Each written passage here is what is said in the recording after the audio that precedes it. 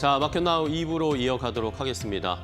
자, 우리 기업들이 정말 고군분투를 하고 있습니다. 시장이 작년에 너무나 어려운 상황이었고 트럼프 대통령의 취임 이후에 또 여러 관세나 부담들, 국내 또 정치적인 리스크 이런 것들 때문에 쉽지 않은 우리 시장인데 조금 전에 안 좋은 소식이 좀 들려왔습니다. 슬픈 소식이었는데 삼성전자의 한종희 부회장이 심장마비로 별세했다라는 소식이 전해지고 있는데 작년에 삼성전자 너무 힘들었잖아요. 이런 것들이 또 고군분투하고 노력하고 개혁하기 위해서 여러 가지 노력을 하는 상황에서 안 좋은 소식이어서 조금 더 고인의 명복을 빌 수밖에 없는 상황이고 간밤에 또 현대차가 트럼프 대통령의 눈도장을 찍었습니다. 엄청난 금액의 투자를 하면서 미국에서의 관세를 좀 면할 수 있을지 이러면서 조금 더 현대차가 미국에서 판매를 잘할 수 있을지 현대차도 또 고군분투하면서 미국에 뭔가 길을 파내고 있습니다. 이 외에도 말도 많고 탈도 많은 우리 시장이지만 우리 기업들 또 투자하는 입장에서 우리 기업들을 열심히 응원해 줘야 할 것 같습니다. 네. 관세 리스크에 일부 벗어난 자동차 업종, 공매도 재개 이후에도 비교적 안전한 그 지대가 될 것이다라는 분석이 더해지면서 오늘 자동차 업종, 전기차 섹터, 의료 AI 주까지, 그러니까 일정 부분 이슈의 모멘텀이 더해진 상황이거든요. 그런 섹터들이 시장을 좀 이끌고 있는 상황입니다. 하루 만에 반등세 보여주고 있는데 상승 추세가 지속적으로 이어질 수 있을지 오후장의 힘이 굉장히 좀 중요할 것 같습니다. 오늘 섹터별로 어떤 이슈로 어떻게 올라가는지 저희가 또 자세히 분석을 해드려야 될 것 같습니다. 네. 자, 그럼 오늘 시장은 또 어떤 분위기일지, 어떤 이슈나 업종, 종목들이 시장을 움직이고 있을지 함께 확인해 보도록 하겠습니다. 이슈 브리핑으로 함께 알아볼 텐데요. 자, 오늘도 싱크풀을 보면서 시장의 분위기를 전반적으로 느껴보시겠습니다. 자, 일단은 오늘은 자동차가 시장의 주인공, 탑 히어로입니다. 현대차가 간밤에 정의선 회장이 트럼프 대통령과 나란히 서서 미국에 엄청난 금액을 투자하겠다라는 이야기를 했습니다. 이러니까 트럼프 대통령도 기분이 좋아서 좋은 화답을 해줬습니다. 현대차 정말 위대한 기업이다. 그리고 필요한 일 있으면 도움이 필요하면 언제든지 얘기해라. 이런 식으로 트럼프 대통령이 얘기를 해주면서 오늘은 오랜만에 현대차, 기아, 현대제철, 그리고 현대차의 그룹사 아니면 또 그 밑으로 현대차 부품을 납품하는 그런 중소업체들까지 자동차주들이 오랜만에 상승 탄력을 나타내면서 시장을 이끌어가고 있는 상황입니다. 반도체는 지난주까지 삼성전자가 주가가 잘 갔는데 이번 주에는 외국인 매수가 조금 쉬면서 외국인 매수가 들어오진 않으면서 오늘도 상승과 하락을 좀 반복을 하고는 있는데 전반적으로 반도체는 이번 주에는 조금 쉬고 있는 양상 나타내고 있고요.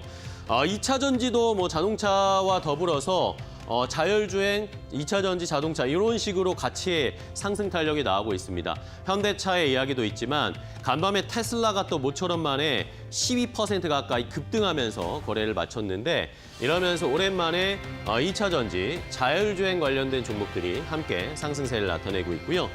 가스관 관련해서는 어제도 말씀드렸지만 알래스카 주지사가 우리나라에 왔는데 이것 때문에 오히려 뉴스에 좀 팔아야 된다라는 심리가 어제에 이어서 오늘도 나타나면서 가스관 관련 종목들은 하락세를 나타내고 있고 오늘 방산이나 조선주들이 조금 조정이 깊게 나오고 있습니다.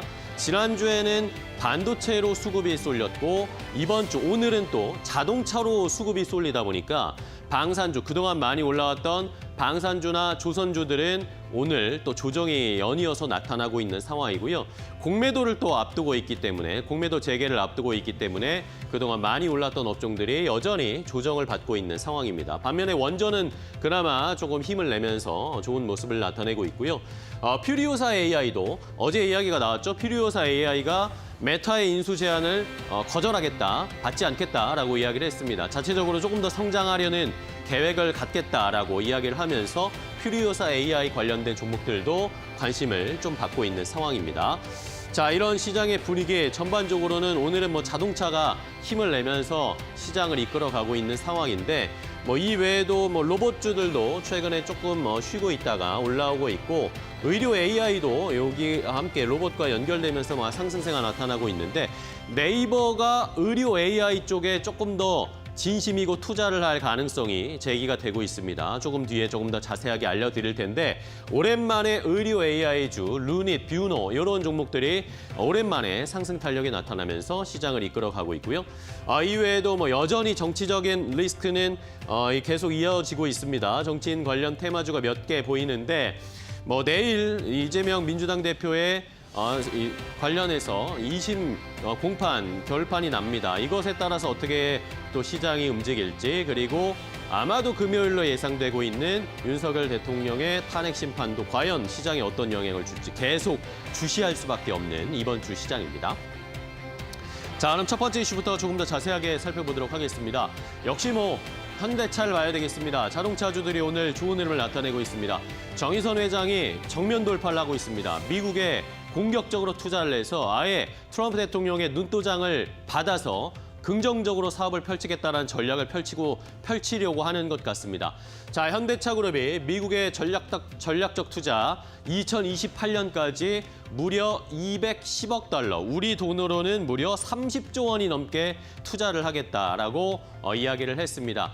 그전에도 제가 계속 앵커 브리핑이나 말씀드렸지만 현대차는 여기저기 네트워크 라인을 통해서 트럼프 측과 접촉을 하려는 이야기들이 많았고 트럼프 주니어를 만나기도 했고 호세 무니오스가 미국에서 영향력을 가지고 있기도 했고 정의선 회장도 백방 여러 가지 네트워크 인맥을 통해서 트럼프와 접촉을 하는 모습이었는데 결국에 이런 그림을 만들어냈습니다.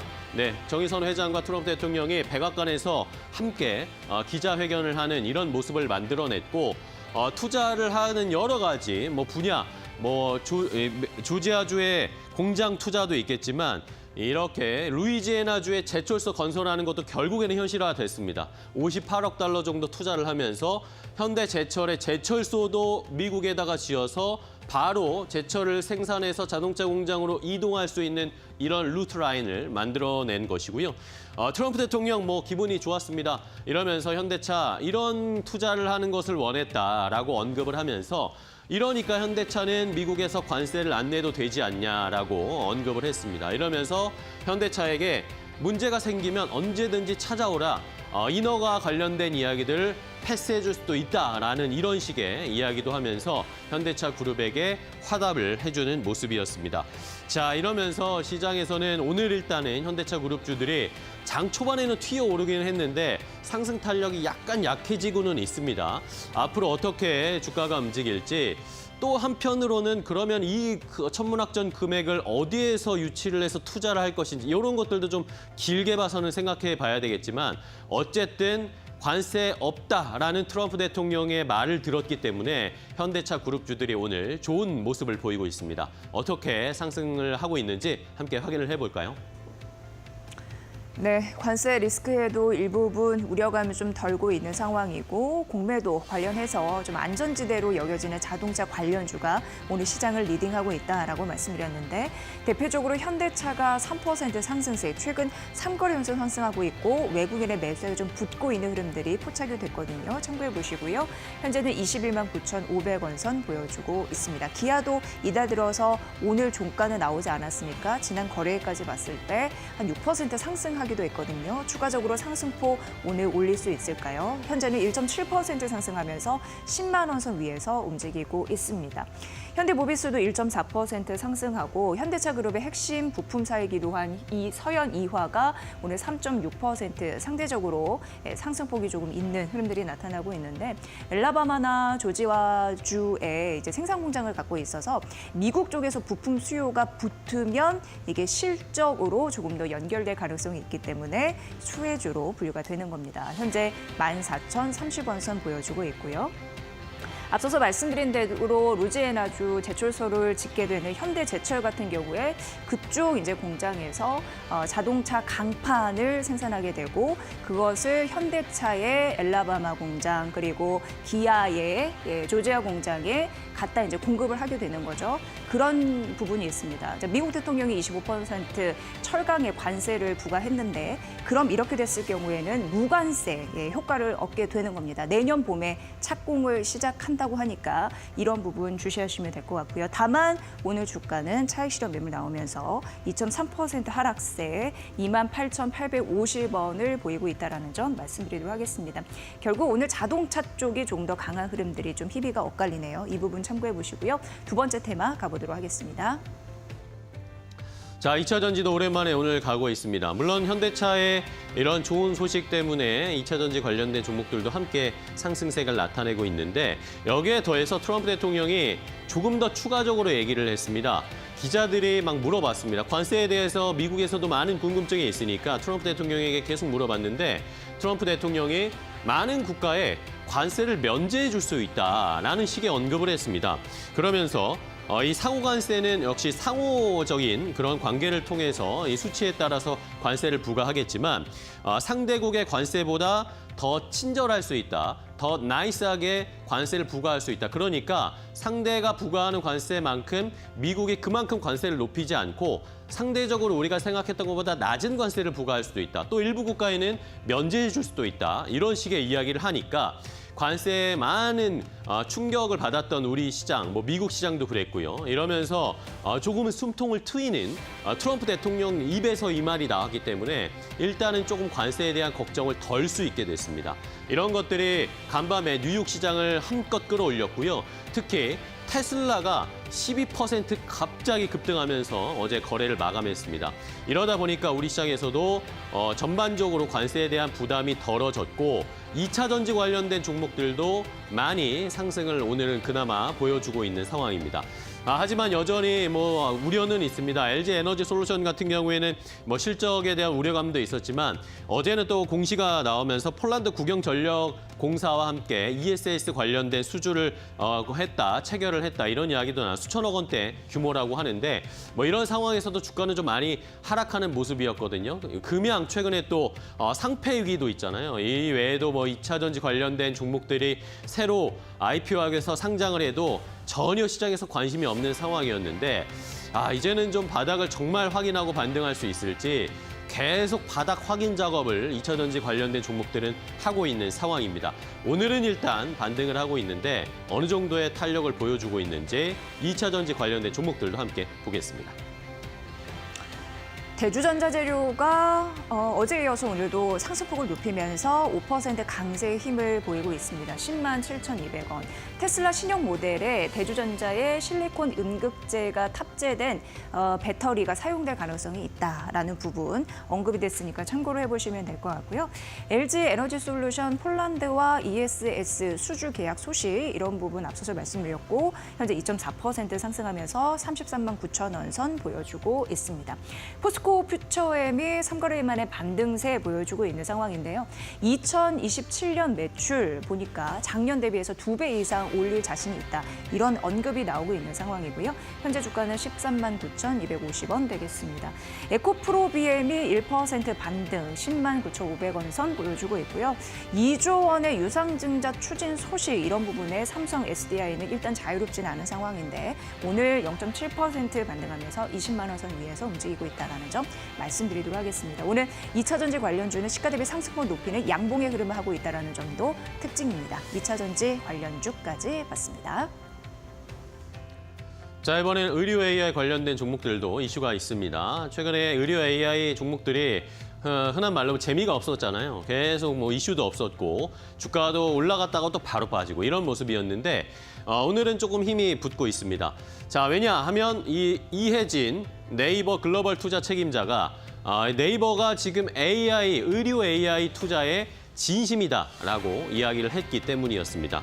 자, 지난주였습니다. 서울대 어린이병원에서 이혜진 CIO가 특별 강연자로 나서서 여러 가지 이야기를 했는데 이러면서 네이버가 의료 AI, 의료 인공지능에 투자를 할 가능성, 투자에 진심이다라고 이야기를 했고 정말 오랜만에 이혜진 CIO가 공개 석상, 공개 행사를 가졌습니다. 공개 석상에 참여를 해서 이야기를 하고 어떤 생각을 가지고 있는지 그리고 또 최근에 이사회 복귀하기로 했잖아요.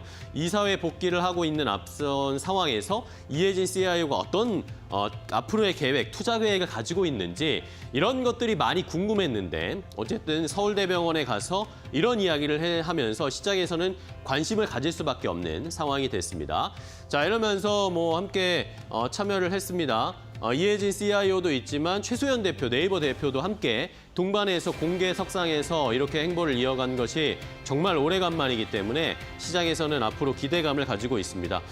네이버가 이제 또 의료 AI뿐만 아니라 인공지능의 이런 새로운 물결에서 네이버도 뭔가 앞으로 전략이 필요한데 이런 상황에서 생존의 실마리로 병원에 특화된 AI나 로봇 기술 이런 것들에서 기회를 찾을 수 있지 않을까라는 이야기를 펼치면서 네이버가 정말 의료 AI에 투자를 할 것인가? 그렇다면은 여기에서 투자의 수혜를 받을 수 있는 그런 기업들은 어디일지 의료 AI 관련된 종목들을 잘 살펴봐야 되겠습니다. 그리고 얼마 전에 오픈 AI에 샘 올트먼이 왔을 때도 의료 AI 얘기를 했었잖아요.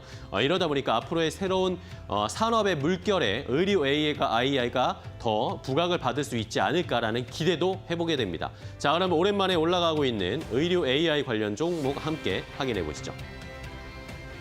오래간만에 반등한다라고 느끼실 것 같습니다. 코어라인 소프트 같은 경우에 어제 26% 이상 급락을 했는데 5거래 만에 반등을 하면서 오늘 19% 정도 반등세에 되돌려주고 있는 흐름들 나타나고요. 7,400원 보여주고 있습니다. 여기 핵심 라인업 4종이 미국 FDA 허가를 받았다라는 이슈도 있고 이 코어라인 소프트가 최근 뷰노와 또 협력 시너지를 낼 가능성이 있다라는 언급 기사들이 좀 나타나고 있는데요. 뷰노 역시 5거래 만에 오래간만에 반등을 하면서 2% 반등 22,350원 선 보여주고 있습니다.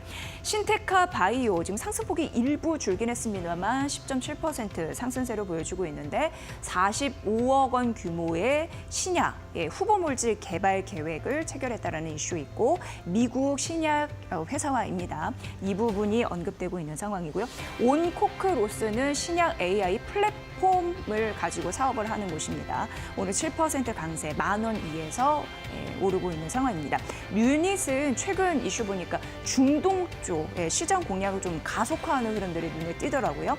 현재 3.5% 상승하면서 56,000원 선 보이고 있고 지금 제가 말씀드린 의료 AI지 이 종목들이 시가 대비 상승폭 높이는 양봉의 흐름을 하고 있다는 점도 특징이니까 살펴보시면 될 것 같습니다. 의료 AI 주까지 만나봤습니다. 자, 시장의 분위기 함께 확인을 해봤습니다. 자동차가 이끌고 있는 오늘 시장 이외에도 종목별로 어떻게 투자 전략 세워야 할지 이데일리온 파트너와 함께 더 자세하게 알아보도록 하겠습니다.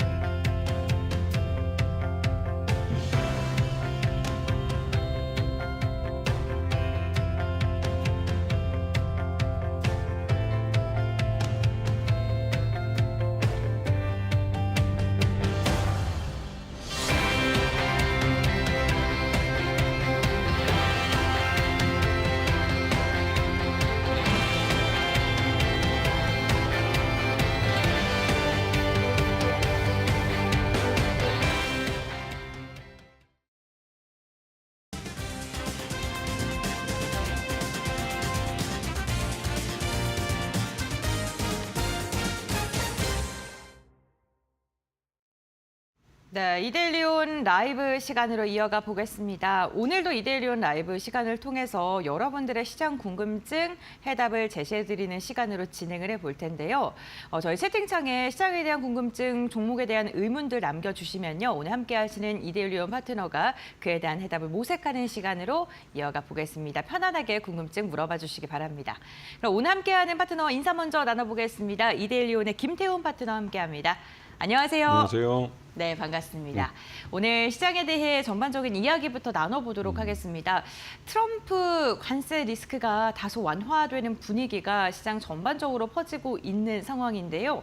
어떤 부분 좀 집중적으로 보셨을까요? 네, 오늘 어제 네. 우리 그 현대차의 정의선 회장님이 백악관에 네. 가서 200억 달러 거의 31조 원을 네. 투자한다고 했는데요. 그거에 대해서 이제 우리 언론에서 많이 받았습니다. 근데 지난번에 일본 수상이 이 백악관을 찾아서 이 트럼프에 대해서 이제 관세 문제에 대해서 여러 가지 협의를 하면서 한 1,000억 달러 이상을 미국에다 투자해 주겠다고 얘기를 했습니다. 그리고 나서 그 일본 수상이 일본으로 돌아갔을 때 곧바로 그 뒤통수에 대고 관세를 때려버렸는데요. 이것처럼 현대차가 이렇게 한다 해도 역시나 트럼프는 이건 이거고 저건 저거다 식으로 나올 가능성이 있습니다. 말로는 위대한 기업이다 이렇게 말로는 이렇게 해줄 수 있지만 실질적으로 4월 2일 날 상호 관세일 때 자동차 분야에 대해서 한국이 대미 무역 흑자를 많이 보고 있는데 실제로 여기에 대해서 어떻게 하는 것인지 이 부분을 잘 보셔야 되고 그 결과를 보고 얘기를 해야 됩니다. 우리가 먼저 예단을 하고 할 건 아니고요. 하지만 무엇이 됐든 간에 이 현대차가 이 미국에다 31조를 앞으로 4년간 투자를 하기로 했고 이에 따라서 미국 내에서 이 사업 활동을 하는 공장을 스마트 팩토리를 짓거나 하는 그런 분야에 투자를 많이 해서 미국 내에서 관세와 상관없이 관세의 위험을 회피하고 사업을 할 수 있는 분위기가 만들어졌습니다. 여기다가 이제 우리는 이제 미국 시장을 볼 때 지금 현재로서는 이 유동성이 공급되느냐 안 되느냐를 먼저 보셔야 됩니다. 인플레이션 때문에 미 연준이 기준금리 인하에 좀 머뭇거리고 있는 상황이고요. 실제로 애틀란타 연은 총재가 올해 최소한 미 연준이 2회 이상 금리를 인하할 거다라는 기존의 정책에 대해서 이거를 최소 금리 인하를 한 번 정도 할 가능성이 높다라고 말을 했습니다. 이에 따라서 미국은 유동성 공급이 줄어든 상태에서 올 한 해를 보낼 가능성이 크고 그렇다면 미국 증시가 피크를 쳤다고 볼 수도 있는 것이죠. 그에 따른 리스크가 분명히 있습니다. 그리고 이 어저께 같은 경우는 이 테슬라가 10% 이상 급등을 하기도 했는데요. 이렇게 급등한 이유는 무엇보다도 이 중국의 전기차, BYD나 이런 중국의 전기차들이 미국 시장에 수출되는 부분을 중국 정부 스스로가 규제를 하겠다고 해서 이 오히려 미국 시장에서 이 테슬라의 전기차 시장을 말 그대로 그러니까 전기차 시장 1위라는 자리를 공고히 해준 것이죠. 여기다 더해서 중국 내의 그 FSD라는 이 자율주행 그 기술을 앞으로 이제 그 중국 내에서 사용할 수 있도록 허가해주는 심사가 진행되고 있습니다. 이에 따라서 테슬라가 중국 시장에서 더 많이 판매될 수 있는 가능성이 있다는 점. 그래서 테슬라에게는 굉장히 기분 좋은 하루였지만 그동안 내린 걸 생각해 보면 아주 찔끔 오른 거라고 볼 수가 있죠. 그리고 무엇보다도 지금 현재 중국 내에서 25일부터 28일까지 중국 보아 포럼이 열립니다. 지난번 그 양회라고 해서 중국 정치계에서 올해 이 중국의 정책을 경제정책 어떻게 가져가느냐 정부의 정책이 나왔다면 이번에 중국 재계에서 앞으로 경제정책을 자기들의 경영정책을 어떻게 갈 것이냐 이런 부분을 결정이 되고 이런 부분에 대해서 공개를 하는 자리입니다. 여기에 우리 한국 기업 총수들도 많이 갔는데요. 그래서 그럴 게 중국이 우리의 제2의 그 내수시장이 되고 있기 때문에 이런 부분을 확인하기 위해서 우리나라 그 고위 그 재벌 회장님들이 많이 날아간 것입니다. 그래서 전반적으로 지금 미국 시장은 이 상호관세라는 이 부분 4월 2일 날 시대는 상호관세 때문에 이 미국 시장도 좀 눈치를 보면서 급등락을 이어가고 있는 상황이기 때문에 전반적으로 좀 불확실성이 커져가고 있는 그런 시장이라고 볼 수 있겠습니다.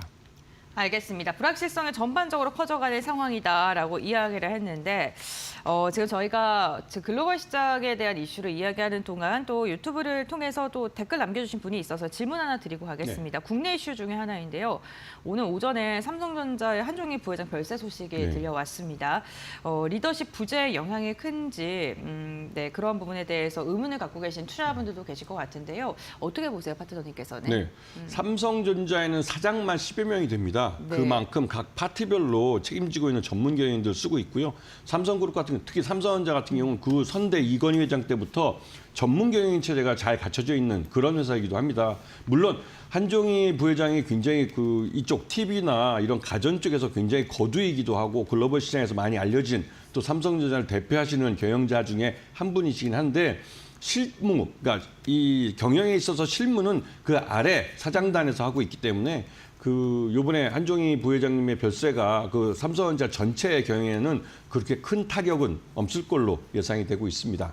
네, 알겠습니다. 삼성전자에 대한 이야기 짚어봤고요. 그렇다면 국내 증시도 별도로 체크해볼 만한 이벤트가 있는지도 한번 이야기 나눠볼 텐데요. 어떤 부분 보고 계실까요? 우리나라는 무조건 원달러 환율이죠. 환율, 지금 네. 이 그러니까 그러니까 미국의 트럼프 때문에도 이 상호 관세 때문에 문제가 되고 있지만 또 한편으로는 이 원달러 환율이 우리나라 내수 쪽에는 영향을 미치는 게 큽니다. 우리나라는 대부분 쌀을 제외한 모든 식량을 해외에서 수입해 오기 때문에 이런 부분부터 시작해서 모든 부분에 이 원달러 환율 때문에 인플레이션이 발생할 수밖에 없는 그런 상황이죠. 특히 이제 원달러 환율이 1,469원을 찍고 있는데 그렇게 되면 조만간 1,470원을 넘어서면 1,500원을 바로 코앞에 보게 됩니다. 지난번에도 지금 외환 보유액이 지금 4천억 달러 초반대까지 줄어들어 있는 상태이기 때문에 정부에서 직접 개입을 해서 외환 시장에서 원화 가치를 방어하다가 자칫하다가는 원달러 이 외환 보유액 4천억 달러가 무너질 수도 있습니다. 이 심리적인 위험이 있기 때문에 함부로 개입하기는 어렵죠. 예전에 제가 방송할 때 3월 달은 우리나라 대기업들의 정기 주총이 있기 때문에 주총에서 배당금이 결정되면 해외 수출 자금으로 나가 있던 수출 대금들이 대거 들어와서 배당금으로 지급된다고 했습니다. 그래서 원달러 환율이 이 3월 달은 전반적으로 원화 강세를 띠는 그런 달이다라고 했는데 이번에 현대차가 거의 200억 달러를 4년 동안 미국에다 장기적으로 투자하겠다고 했기 때문에 그러면 그만큼의 달러가 해외에서 한국으로 들어오지 않는다는 뜻이기도 합니다. 이런 면 때문에도 더더욱 원달러 환율이 좀 올라가고 있는 그런 양상을 보이고 있고 이 하나가 우리나라 내부의 내수 시장의 인플레이션도 자극하고 있는 그런 상황입니다. 여기다가 우스갯소리지만 미국의 에그플레이션 때문에 달걀 좀 수출해달라고 해서 우리나라 충청도에 있는 농가가 이 양계장에서 달걀을 처음 수출을 했습니다. 그러면서 국내 내수 시장에서도 계란값이 오르기 시작했는데요. 이게 전반적으로 서로 영향을 미치고 있는 그런 상황이고요. 그리고 앞에서 잠깐 말씀드렸지만 현대차가 지금 31조 원을 4년 동안 지금 미국에다 투자한다고 했는데 실제로 미국 언론들은 이 현대차가 투자한다는 것을 카운팅을 합니다. 이 말뜻은 4년 동안 실제로 이 31조 원이라는 돈이 투자가 될 가능성이 높다는 것이죠. 그렇기 때문에 미국 내에서 이 현대차나 기아차의 스마트 팩토리뿐만 아니라 현대 제철의 제조소도 거기 지어지고 이 스마트 팩토리에 대한 수요가 급증하게 됩니다. 여기서 현대 오토웨버가 들어가서 그런 공장들의 SI 업체도 하고 말 그대로 또 현대 엔지니어링이 들어와서 그런 공장을 짓습니다. 현대그룹은 자체 계열사로 또 반계그룹까지 동원해서 이 모든 사업을 자체 사업으로 할 수 있는 그룹이고요. 그러다 보니 이 31조 원을 투자한다고 해도 현대그룹에게는 일감이 늘어나는 것이고 현대차와 기아의 이 자동차 부품업체들이 동반 진출하기 때문에 오히려 현대차와 기아의 스마트 팩토리 공장에서는 고용이 그렇게 늘지 않겠지만 계열사로 그러니까 협력사로 참여하는 이 자동차 부품업체들에서는 미국인들에 대한 일자리가 많이 늘어나겠죠. 그런데 문제는 이런 돈이 미국에 투자되면서 우리 아이들에게 줘야 될 이 일자리들이 오히려 미국인들에게 뺏긴다는 겁니다. 현대차 그룹에서도 이 미국에 투자하는 것만큼은 한국의 국내에 우리 아이들을 위해서 어떤 일자리를 만들어줄 수 있는지 이런 부분도 좀 구체적으로 말해줬으면 좋겠습니다. 결국은 이게 우리 한국인 아이들, 우리 자식들에게 줘야 될 일자리를 해외로 빼앗기는 것이 될 수도 있기 때문에 이런 부분에 좀 우려가 되고 있고요. 자, 이제 국내는 다음 주면 이제 공매도가 가능해집니다. 이에 따라서 공매도에 대한 그러니까 공매도 세력에 의한 공격을 받을 수 있는 주가가 실적보다 더 높이 고평가되고 있는 그런 종목들을 좀 조심해야 됩니다. 이런 부분들을 잘 조심해서 투자를 하시면 충분히 좋은 기회를 잡을 수 있는 그런 장이라고 생각이 됩니다. 네, 알겠습니다. 다음 주에 이제 공매도가 1년 5개월 만에 국내 증시에 재개되게 되는데 대차 잔고가 증가한 종목을 중심으로는 유의가 필요하지만 또 현재 구간에서 저평가받고 있는 대형주를 중심으로 또 긍정적인 방향성 전망되고 있습니다. 이 부분 좀 포인트로 언급을 해주셨고요. 이렇게 시장 전반적인 이슈에 대해서 이야기를 나눠봤고요. 이제 조금 더 들어가서 섹터별로 이슈 나눠보도록 하겠습니다. 과연 김태훈 파트너는 어떤 섹터 오늘 시장에서 가장 주목하고 있을까요? 첫 번째로는 중국 소비주를 선택을 하셨습니다. 최근 중국 증시도 그렇고요. 전반적으로 중국 소비주에 대한 분위기가 바뀌고 있는 느낌이 계속해서 납니다. 그렇죠. 그리고 우리나라와의 관계도 그렇고요. 오늘 뭐 화장품, 면세점 이런 것들을 좀 꼽아 오셨는데 어떤 걸 좀 보면 좋을까요? 이제 3분기 때 중국인 관광객들, 특히 단체 관광객들에서 무비자 입국을 허용해 주겠다고 이런 말들이 나왔습니다. 그리고 중국인 관광객들이 우리나라를 찾았을 때 가장 먼저 그 소비하는 건 화장품입니다. 그리고 또 이런 화장품을 우리나라에 소비를 하고 선물로 사가면서 또 중국 내에서 이런 한국 화장품에 대한 또 입소문이 또 나게 되죠. 그리고 자연스럽게 한국 기업들이 또 중국 시장에 진출하게 됩니다. 이게 한한령의 해제의 하나의 그 신호라고 볼 수가 있는데요. 이 화장품과 면세점은 실질적으로 이제 3분기 때 이 중국인 단체 관광에 대한 이 비자가 면제되는 것에 직접적인 영향을 받습니다. 그리고 이에 대해서 우리나라 국내 이런 소비 관련된 업체들도 굉장히 환영을 하고 있고요. 네. 그리고 무엇보다도 이 화장품과 이 면세점에서 중국인 단체 관광객들을 맞이할 수 있도록 중국이 한한령을 해제해 준다는 것, 즉 단체 관광객들이 우리 한국을 찾을 수 있도록 중국 내에서 그러한 보이지 않는 규제를 해소해 준다는 점, 이런 점이 좀 우리에게는 좀 희망적인 얘기가 될 것 같고요. 그다음에 LG 생활건강과 아모레퍼시픽, 이 두 회사는 중국에다 너무 많이 투자를 해놨기 때문에 중국 시장에서 중국 경기가 나빠도 그 실적이 안 좋고, 중국이가 경기가 이번에 이제 소비에 대한 투자를 해서 소비를 진작시키는 투자를 했을 때도 한한령 때문에 투자가 이게 회수가 잘 안 되는 그런 부분이 있었습니다. 그래서 이번에 좀 그 수혜를 볼 것 같고요. 토니모리는 말 그대로 지금 영동 가보시면 토니모리 매장에 중국 사람들뿐만 아니라 외국인들 관광객도 엄청 많습니다. 이게 이제 이 토니모리는 대표적인 로드샵 그 화장품 회사인데요. 여기서 이제 수익이 많이 나고 있고, 신세계나 롯데쇼핑 같은 이 면세점 업체들도 요번에 이제 3분기부터 단체 관광이 오면 그에 대한 특수를 기대하고 있는 그런 분위기입니다. 네, 알겠습니다. 중국 소비 관련돼서 화장품 관련 기업 몇 종목을 언급을 해주셨습니다. 뭐 대형주부터 중소형 관련 기업까지 언급해 주셨으니까 참고해 보시면 좋을 것 같고요. 두 번째로는 사실 오늘 이 그룹을 안 살필 수가 없을 것 같습니다. 현대차 그룹에 대해서 이야기를 나눠볼 텐데요. 정말 통큰 선택을 했습니다. 그런데 이제 파트너님께서 말씀하셨던 것처럼 이 트럼프가 워낙 말 바꾸기를 잘하다 보니까 앞에서 그렇게 해도 또 배신을 하잖아요. 네. 그래서 우리가 이러한 게 투자 포인트를 삼을 때 어떠한 부분을 좀 봐야 될지도 한번 짚어주시면 좋을 것 같아요. 이 현대차는 예전에 기억하실지 모르겠지만 조 바이든 대통령이 중간 선거 직전에 우리나라를 찾아왔습니다. 그때가 이제 윤석열 정부 지금 한 달 됐을 때 5월 달인가 그럴 텐데요. 오자마자 말 그대로 이 하얏트 호텔인가 거기까지 찾아가서 이 정의선 회장이 선물 보따리를 한 150억 달러가 투자를 해주겠다고 했고, 여기에 대해서 조 바이든 대통령은 뭐 그 보답을 하겠다는 식으로 얘기를 했지만, 오히려 미국으로 돌아가서 이 인플레이션 감축법이라는 IRA법 때문에 현대차는 전기차를 미국에다 수출을 할 수 없게 됐죠. 뒤통수를 제대로 맞은 겁니다. 근데 요번에 이 백악관이라는 데 정의선 회장이 직접 찾아가서 그 적진 한복판에서 내가 200억 달러, 20 빌리언 달러 여기다 투자해 주겠다고 얘기를 했습니다. 거기에 트럼프도 굉장히 좀 만족한 표정을 지으면서 위대한 기업이라고 말도 하긴 했죠. 하지만 지난번에 다시 한번 회상시켜주면 일본 수상이 와서 1,000억 달러 이상을 투자해 주겠다고 얘기를 했지만 그 돌아간 뒤통수에다가 관세를 때려버렸습니다. 그렇기 때문에 이 현대차는 그런 부분에서 이미 당해봤기 때문에 거기에 대한 대응책도 갖고 있겠죠. 이미 현대차는 지난번 조 바이든 정부 때 조지아주에 전기차 전용 공장을 지었습니다. 이미 완공을 했고, 여기에 따라서 우리나라 자동차 부품 회사들도 함께 동반 진출해 있습니다. 그리고 보시면 아시겠지만 이 현대차는 제철소도 이번에 그러니까 미국에다 짓기로 했고요. 그러면서 대대적으로 현대차 그룹에 있는 계열사들을 모두 동원해서 이 미국에다가 현지에 진출해서 공장을 짓고 현지에서 생산하고 미국인들을 고용하는 그런 일자리를 만들어주기로 한 겁니다. 여기에 대해서 이 트럼프 정부가 제대로 된 보상을 해주지 않는다면 진짜 배은망덕한 것이죠. 그런데 이런 면에서 현대차는 일단은 미국 내에서 한 120만 대 양산 체제를 갖추면서 일단 초기에 미국에 수출하는 부분에 대해서 어느 정도 미국 내 생산해서 대응을 할 겁니다. 근데 문제는 이제 울산에서 만들어서 수출하는 건데요.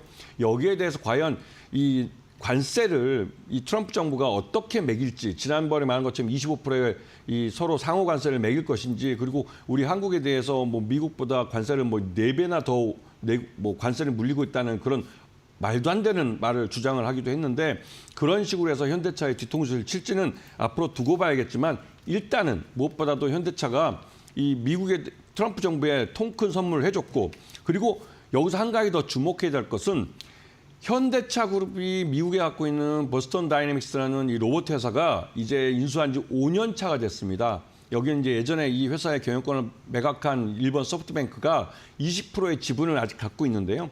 이 20%의 지분에 대해서 풋옵션을 갖고 있습니다.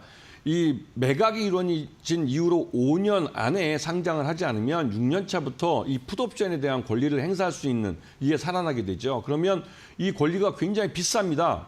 거의 한 6조 원 정도 되는 걸 현대차가 사줘야 되기 때문에 아마도 올 하반기에는 보스턴 다이내믹스를 상장을 시키지 않을까. 왜냐하면 보스턴 다이내믹스의 지금 기업 가치를 약 30조 원 정도로 보는 그런 보고서 나와 있고요. 그러다 보니 이게 실제로 상장이 되면 이 정의선 회장도 약 20% 지분을 갖고 있기 때문에 약 6조 원대 이 현금화할 수 있는 이 자산이 생기는 겁니다. 그렇기 때문에 그렇게 되면 말 그대로 현대차 그룹은 이 보스턴 다이내믹스 상장을 통해서 기업 지배구조 체제를 완전히 바꿀 수 있는, 즉 지주회사 체제로 갈 수 있는 그 자금을 마련하게 되는 것이죠. 이런 부분도 보시면서 현대차는 말 그대로 이번에 그 수출 문제에 있어서 좀 어려운 부분이 있지만, 이 미국 쪽에서 이 관세 부분이나 이런 문제만 잘 해결되고 보스턴 다이내믹스가 상장을 하게 되면 현대차의 가장 큰 문제였던 지배구조 문제까지도 해결할 수 있는 그런 좋은 호기를 맞고 있기 때문에 현대차 그룹주 전반에 걸쳐서 관심을 갖고 보셔야 됩니다. 이거는 현대차나 기아, 또 그리고 현대모비스뿐만 아니라 현대오토에버 같은, 또 현대건설까지 그 아우러서 현대제철까지도, 그 현대차 그룹 전반에 걸쳐서 지금 좋은 호기가 되고 있다고 볼 수가 있는 것이죠. 네, 알겠습니다. 그냥 현대차만 보는 게 아니라 현대차 그룹사 차원에서 전반적으로 투자의 시각을 좀 열어두고 봐야 된다라고 이야기해 주셨고요. 오늘 같은 경우에는 현대차 그룹주뿐만 아니라 자동차 부품주들의 탄력도 계속해서 나오고 있는 상황입니다. 그렇다면 오늘 공략주는 어떤 종목을 선정하셨을지 궁금한데요. 네, 파트너님, 오늘 종목은 뭘까요? 당연히 현대차죠. 네, 현대차요. 근데 이 투자자분들께서 고민하시는 게 완성차 기업을 담아야 될지, 미국의 공장을 갖고 있는 자동차 부품을 담아야 될지 고민하실 것 같거든요. 그래도 좀 안정적인 현대차가 될까요? 여러분도 보시면 아시겠죠. 네. 그러니까 자동차 부품 업체들은 매출 규모가 1조가 되더라도 네. 수익성은 굉장히 낮습니다. 왜냐하면 말 그대로 이제 박리담회를 하는 것이죠. 왜냐하면 납품처가 현대차나 기아나 딱 정해져 있는 모델에 네. 들어가는 부품이기 때문에 가격을 높이 받을 수 없습니다. 다만 전기차 같은 경우 아직 규모의 경제를 달성하지 못한 상황이기 때문에 현대차나 기아도 굉장히 비싸게 부품을 사줍니다.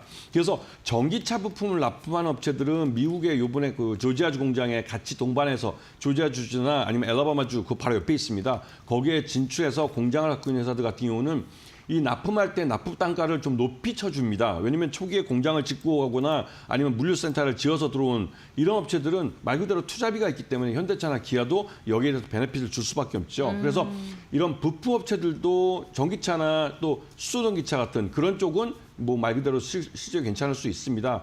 그리고 현대차 같은 경우는 요번에 미국에서 이 보스턴 다이내믹스, 아까 말씀드렸던 보스턴 다이내믹스가 IPO 가능성이 높기 때문에 실제로 이게 IPO가 될 경우에는 말 그대로 이 캐시가 꽤 큰 돈이 들어오게 되는 것이죠. 이미 여러분들이 인도에서 작년 그 현대차 인도법인이 상장한 걸 보셨을 겁니다. 거기서 약 한 5조 원 정도의 캐시를 좀 회수한 걸로 알려져 있는데요. 이번에 보스턴 다이내믹스가 미국 증시에 상장을 하게 되면 꽤 그에 맞먹는 그런 그 자금을 회수할 수가 있습니다. 그리고 그 자금이 실제로 이 현대차 그룹의 지배구조 개편에도 사용될 수 있는 것이고요. 그래서 이런 부분을 잘 보시고 현대차 같은 경우는 제가 이 지난주부터 이제 고민을 하다가 이번 주에 와서 말씀을 드렸는데 이 말하는 사이에 주가가 계속 올라 버렸습니다. 벌써 21만 원 목표가 제시해 드리려고 했는데 22만 원을 찍어버려 가지고 그런데 22만 원에 들어가도 매수가는 괜찮습니다. 이 회사는 앞으로 지금 현대차 주가 자체가 굉장히 낮아져 있는 상태이기 때문에 장기적으로 보시면 이 회사는 기본적으로 목표가 지금 단기적으로는 30만 원 가지만 실제로 이 미국 내 현지 공장이 120만 대 체제를 갖추고 알라바마와 조지아주 공장에서 생산되는 것과 수출을 대응해주면 수출 대신에 이제 내수죠. 미국 내수 시장을 대응해주면 현대차는 충분히 그 미국 시장을 기반으로 해서 세계 넘버 2나 그 도요타를 위협할 수 있는 그런 위치까지 올라갈 수 있는 차기 때문에 이 목표가라는 게 실질적으로 더 올라갈 수가 있습니다. 다만 이 그러니까 손절가는 이게 좀 제가 좀 고민을 해봐야 될 것 같은데요. 22만 원을 제시준다면 저 보시면 갭 상승을 한 부분이 있습니다. 네. 저 부분에서 약 한 21만 원 정도, 21만 5천 원이나 이 정도가 깨지면 거기서 그 차익 실현 매물들이 쏟아질 수 있습니다. 그렇게 되면 또다시 저가에 살 수 있는 기회를 주기 때문에 더 싸게, 더 많은 수량을 확보할 수 있는 기회를 줄 겁니다. 그런 부분을 잘 보시면서 이 종목을 대응하시면 장기적으로 보시면 충분히 좋은 수익을 가져갈 수 있는 그런 종목입니다. 네, 현대차 차트를 통해서도 봤듯이요. 올해 들어서 지난해 중순부터 지속적으로 부진한 움직임 가져가면서 우리 시장과는 또 다르게 답답했던 흐름이었습니다. 그런데 이번에 뭐 투자라던가 보스턴 다이내믹스에 대한 뭐 호재 이런 것들로 인해서 앞으로 상방이 더 열릴 가능성이 있다라고 투자 포인트 짚어주셨으니까요. 이 부분 참고하시면서 대응해 보시면 좋을 것 같습니다. 네, 오늘 이데일리 라이브 김태훈 파트너와 함께했고요. 오늘 말씀은 여기까지 듣도록 하겠습니다. 고맙습니다. 고맙습니다.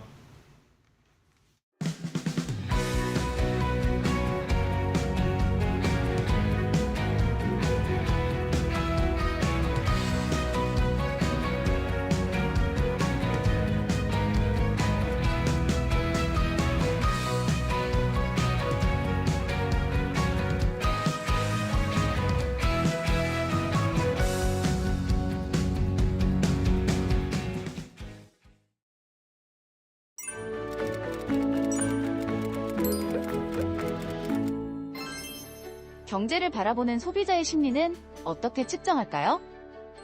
오늘은 경제 전망을 가늠하는 중요한 지표, 미시간대 소비자 심리지수에 대해 알아보겠습니다. 미국에서 발표되는 소비자 심리지수 중 가장 활발히 이용되는 두 가지가 바로 미시간대 소비자 심리지수와 12소비자신뢰지수입니다.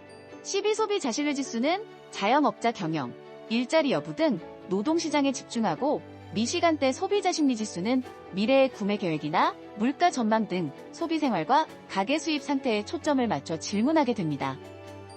오늘 알아볼 미시간대 소비자 심리지수는 미국 미시간 대학교에서 매월 500명의 성인을 대상으로 약 50개 항목을 질문해서 결과를 도출해내는데요. 미국 소비자들이 경제를 긍정적으로 바라보는지 혹은 부정적으로 바라보는지를 측정해 수치로 나타낸 지표라고 생각하시면 됩니다. 미시간대 소비자 심리지수는 1950년대부터 미시간 대학교 소비자조사연구소에서 매달 발표하고 있습니다. 그럼 이 지표의 목적부터 알아보겠습니다. 미국의 국내 총생산은 민간 소비가 70% 이상을 차지하고 있어 소비 심리가 내수 경기의 무엇보다 중요한 요소라고 할 수 있는데요. 미국의 내수 경기는 미국에 수출하는 글로벌 기업들의 수출에 직접적인 영향을 주기 때문입니다. 즉, 소비자가 느끼는 개인과 경제 상황을 알아보고 기업의 경제 활동이 어떤지를 읽으면서 시장의 종합적인 분위기를 파악하는 것이죠. 미시간대 소비자 심리지수를 통해 읽어낸 분위기는 3개월에서 6개월 후의 경기를 예측하는데 도움이 됩니다. 지금 다른 지표들이 좋아도 소비자가 앞으로 지갑을 닫겠다고 생각하고 있다면 3개월에서 6개월 이후에 소비자의 결정이 시장에 반영되기 때문이죠.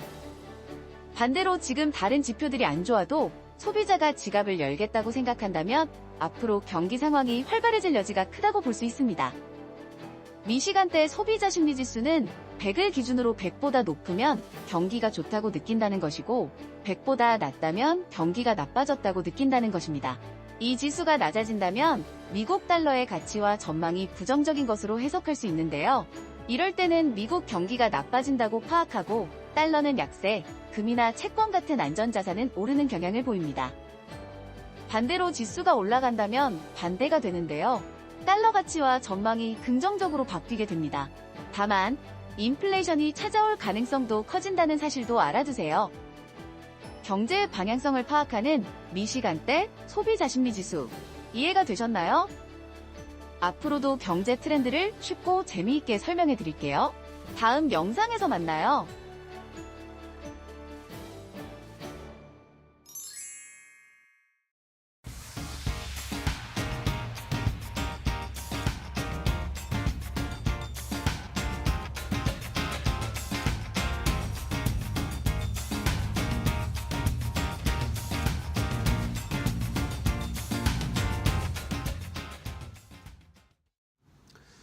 자, 마켓나우 2부와 함께하고 계십니다. 우리 시장은 뭐 코스피 코스닥 강보합권 수준으로 상승 탄력이 약간 줄어들기는 했습니다. 뭐 삼성전자, SK하이닉스 일단은 보합권에서 왔다 갔다 하고 있고 현대차 그룹주들도 상승분은 켜고는 있는데 탄력은 좀 줄었고요. 하락하는 종목이 조금 많아지는 게 아쉬운 상황이네요. 자, 중국 쪽의 출발 상황도 보겠습니다. 조금 전에 출발한 중국 상해 종합지수는 보합권에서 그냥 출발을 했습니다. 어제도 강보합권 수준에서 그냥 출발하면서 관세 영향에 계속 눈치 보기 하는 최근의 중국 시장의 모습인데 오늘도 비슷한 양상이고 홍콩 항생지수는 어제 0.9% 정도 상승 마감했는데 오늘은 또 급락하면서 출발했습니다. 1% 넘게 하락세를 나타내고 있고 일본 니케이 지수도 0.8%대 상승세 보이는데 우리 시장은 조금 탄력이 아쉽네요. 어제도 좀 거래 대금이 많이 줄어서 왜 그런가 그런 의문이 좀 있으셨을 텐데 일단 이번 주에는 계속 좀 여러 가지 빅 이벤트나 시장에 영향을 줄 수 있는 것들 때문에 조금은 소강 상태를 보이고 있는 시장 분위기가 나타나고 있습니다. 자, 그럼 이제 시장에 한 걸음 더 깊이 들어가서 시장에서 또 있는 이슈와 투자 아이디어를 얻어보도록 하겠습니다. 이데일리 인사이트 오늘은 이데일리 마케팅 센터의 권소연 센터장과 이야기를 나눠보겠습니다. 안녕하세요, 선생님. 네, 안녕하세요. 반갑습니다. 네. 자, 오늘은 또 유상증자 이야기를 좀 해봐야 되겠습니다. 그렇죠. 요즘에 뭐 삼성 SDI도 네. 그랬고 최근에 또 한화 에어로스페이스도 그랬고 유상증자 이야기가 좀 계속 나오고 있어요. 지난주에 일단은 주가가 출렁거렸고 오늘은 일단은 약보합권 1% 정도 하락으로 나오고 있는데 자, 일단은 뭐 개요부터 살펴보겠습니다. 한화 에어로스페이스. 일단 지난 20일이죠. 그러니까 지난주 목요일에 네. 장 마감 후에 3조 6천억 원의 유상증자를 하겠다고 발표를 네. 했어요. 규모로 보면 역대급이에요. 네, 이게 한국 뭐 증시 역사상 최대 규모였고 한화 에어로스페이스의 몸집과 비교해도 상당히 큰 규모였던 게 그쵸. 시가총액이 그때 34조 한 5천억 원 정도 됐었거든요. 그러니까 거의 10% 정도의 그쵸, 이제 네. 금액을 유상증자로 조달을 하겠다는 건데 바로 전에 이제 아까 말씀하신 것처럼 삼성 SDI가 2조 원 규모 그쵸. 유상증자 실시한다고 해서 그것도 나름 이제 증시의 충격이었는데 그쵸. 한화 에어로스페이스는 이 규모를 뛰어넘는 요즘 또 워낙 핫한 그렇죠. 종목이고. 그렇죠.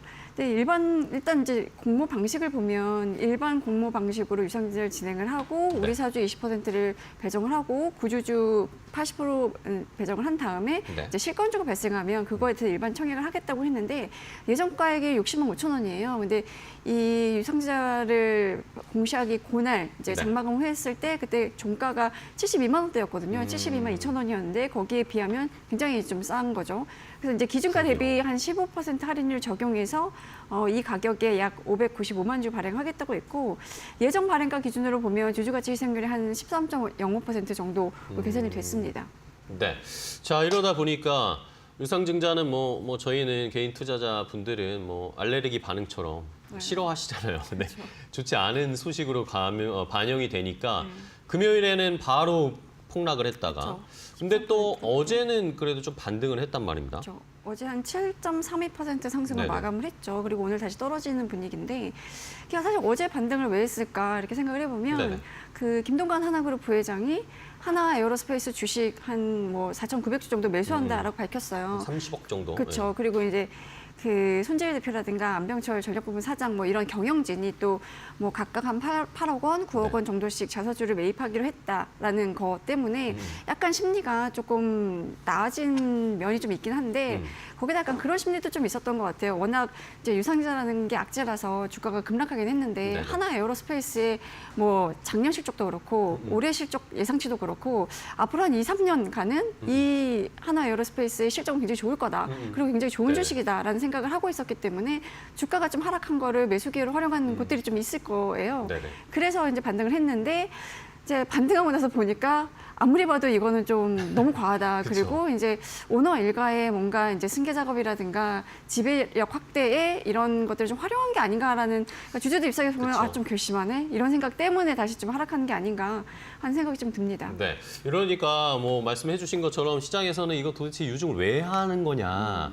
여러 가지 막 해석들이 나오고 그렇죠. 있는 상황인데 말씀해 주신 것처럼 지배구조 개편이나 경영권 승계의 도구로 사용하는 거 아닌가, 아니면 뭐 또 생각보다 가지고 있는 현금이 별로 없는 거 아닌가, 막 이런 추측들도 막 나오더라고요. 그러면 일단은 뭐 유상증자 왜 이렇게 저희가 싫어하고 알레르기 반응을 보일 수밖에 없는지.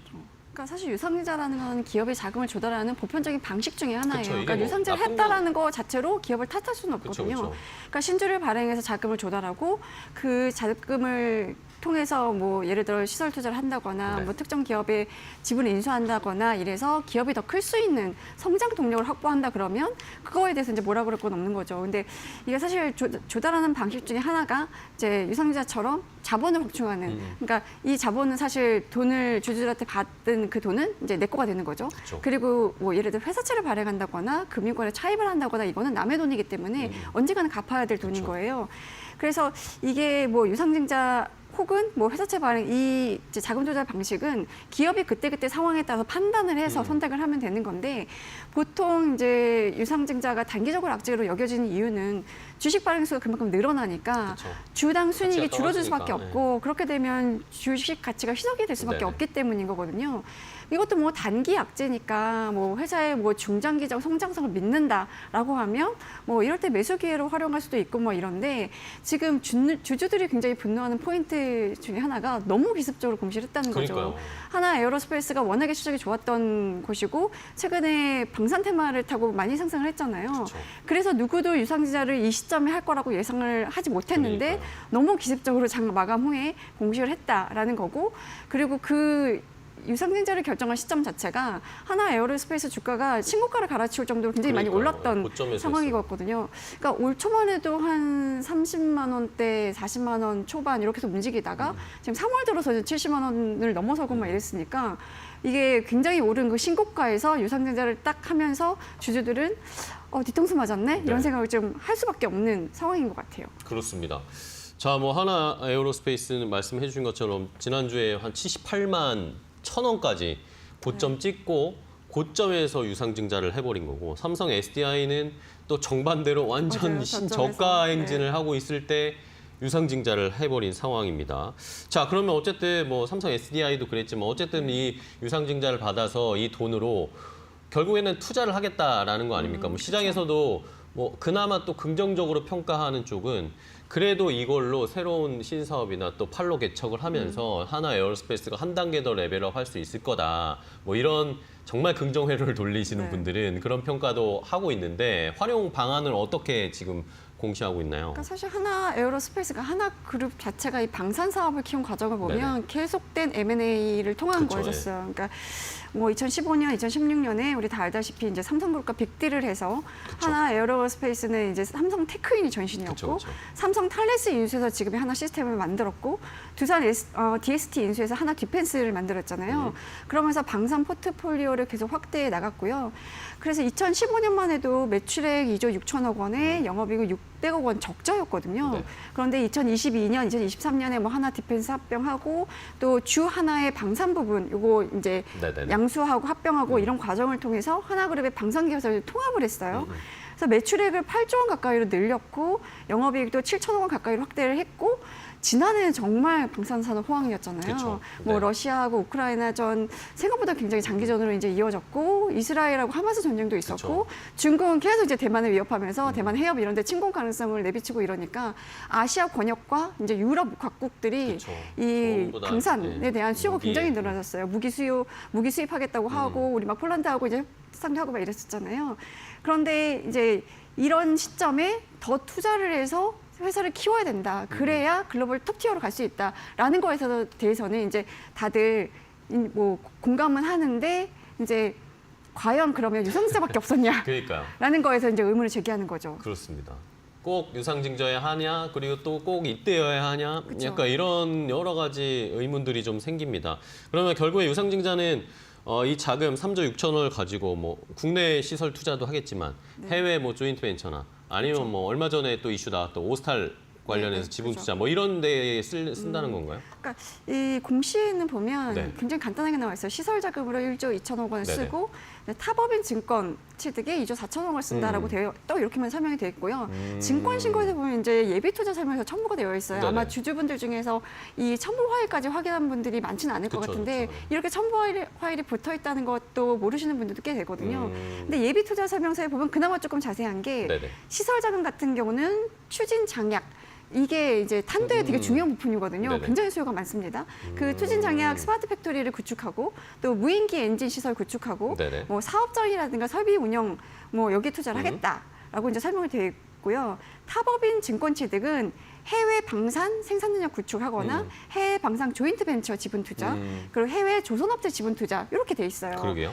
사실 별로 자세하진 않아요. 그쵸. 뭐 어떤 분야에 어떤 굉장히 구체적으로 영역을 지정한 것도 두루뭉술하긴 한데. 아니고 굉장히 두루뭉술하게 설명을 했는데 그날 이제 공시를 하고 나서 바로 유상증자에 대한 IR을 또 열었거든요. 컨퍼런스 콜 형식으로. 그러니까 국내 애널리스트 이제 전문 기관 네네. 투자자들 대상으로 열었는데 그때 이제 좀 자세히 설명하려나 했는데 뭐 홈페이지에 한 13페이지 정도짜리 자료를 올렸어요. 근데 거기 보면 역시도 여기에 어디다 어떻게 쓰겠다는 설명이 구체적이지는 않아요. 그 자료에는 왜 지금 투자해야 되는지에 대한 당위성에 대한 그 분량을 굉장히 많이 할애를 했는데 뭐 방산시장 전망을 쭉 설명을 하고 지역별로 지금 방산 산업의 어떤 현황인지 무기 수요가 어느 정도 되는지 그리고 뭐 독일의 방산업체인 라이메탈의 영업이익이라든가 시가총액 해외 사업의 현황을 이제 하나와 에어로스페이스와 비교하는 정도였거든요.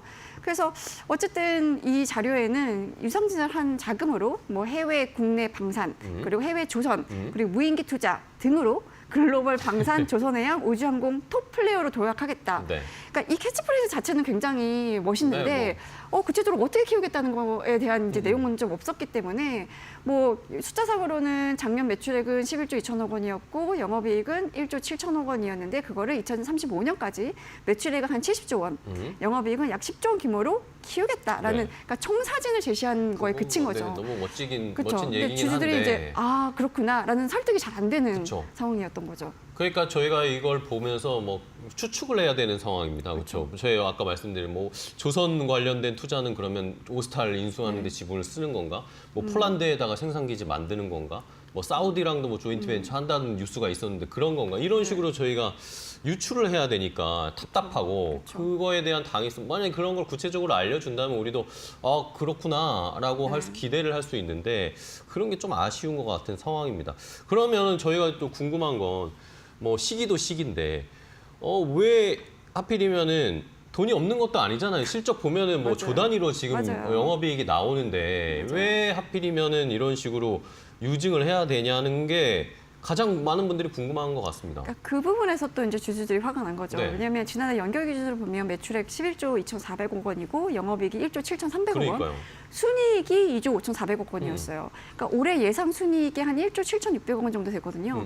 그러면 작년과 올해 순이익을 합하면 2년간 4조 원이 넘는 4조, 순이익을 네, 올린다는 얘기인 그쵸. 건데 이런 회사가 왜 3조 6천억 원이나 유상증자를 하냐, 주주들한테 왜 손을 벌리냐는 네. 거죠.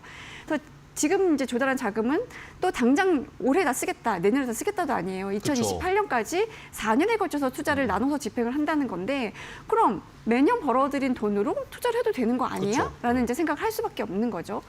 아니면 이제 회사채를 발행할 수도 있다. 그렇죠. 회사채나 대출을 그쵸. 받을 수도 있잖아요. 왜냐면 하나 네. 에어로스페이스가 지금 신용대비 AA 마이너스예요. 우량채인 거예요. AA급이니까 네. 우량채죠. 그리고 이 시장에서 지금 우량채에 대한 투자 심리가 굉장히 좋기 그렇죠. 때문에 저번에 회사채를 말씀해 주셨죠. 발행한다고 하면 충분히 조달할 수 있는 상황인 건데 뭐 회사 측 설명은 이렇습니다. 이미 부채 비율이 너무 높아서 부채 사이즈를 좀 늘리기는 어렵다는 건데 실제로 뭐 하나온션 인수하거나 뭐 하나그룹이 이제 미국에 에너지 저장 장치 신사업 진출하거나 아니면 해양 플랜트 쪽 이제 뭐 다이나믹 인수하고 미국의 뭐 뭐 10년을 이렇게 인수하고 이러는데 한 2년간 3조 9천억 원 가량을 투자를 했거든요.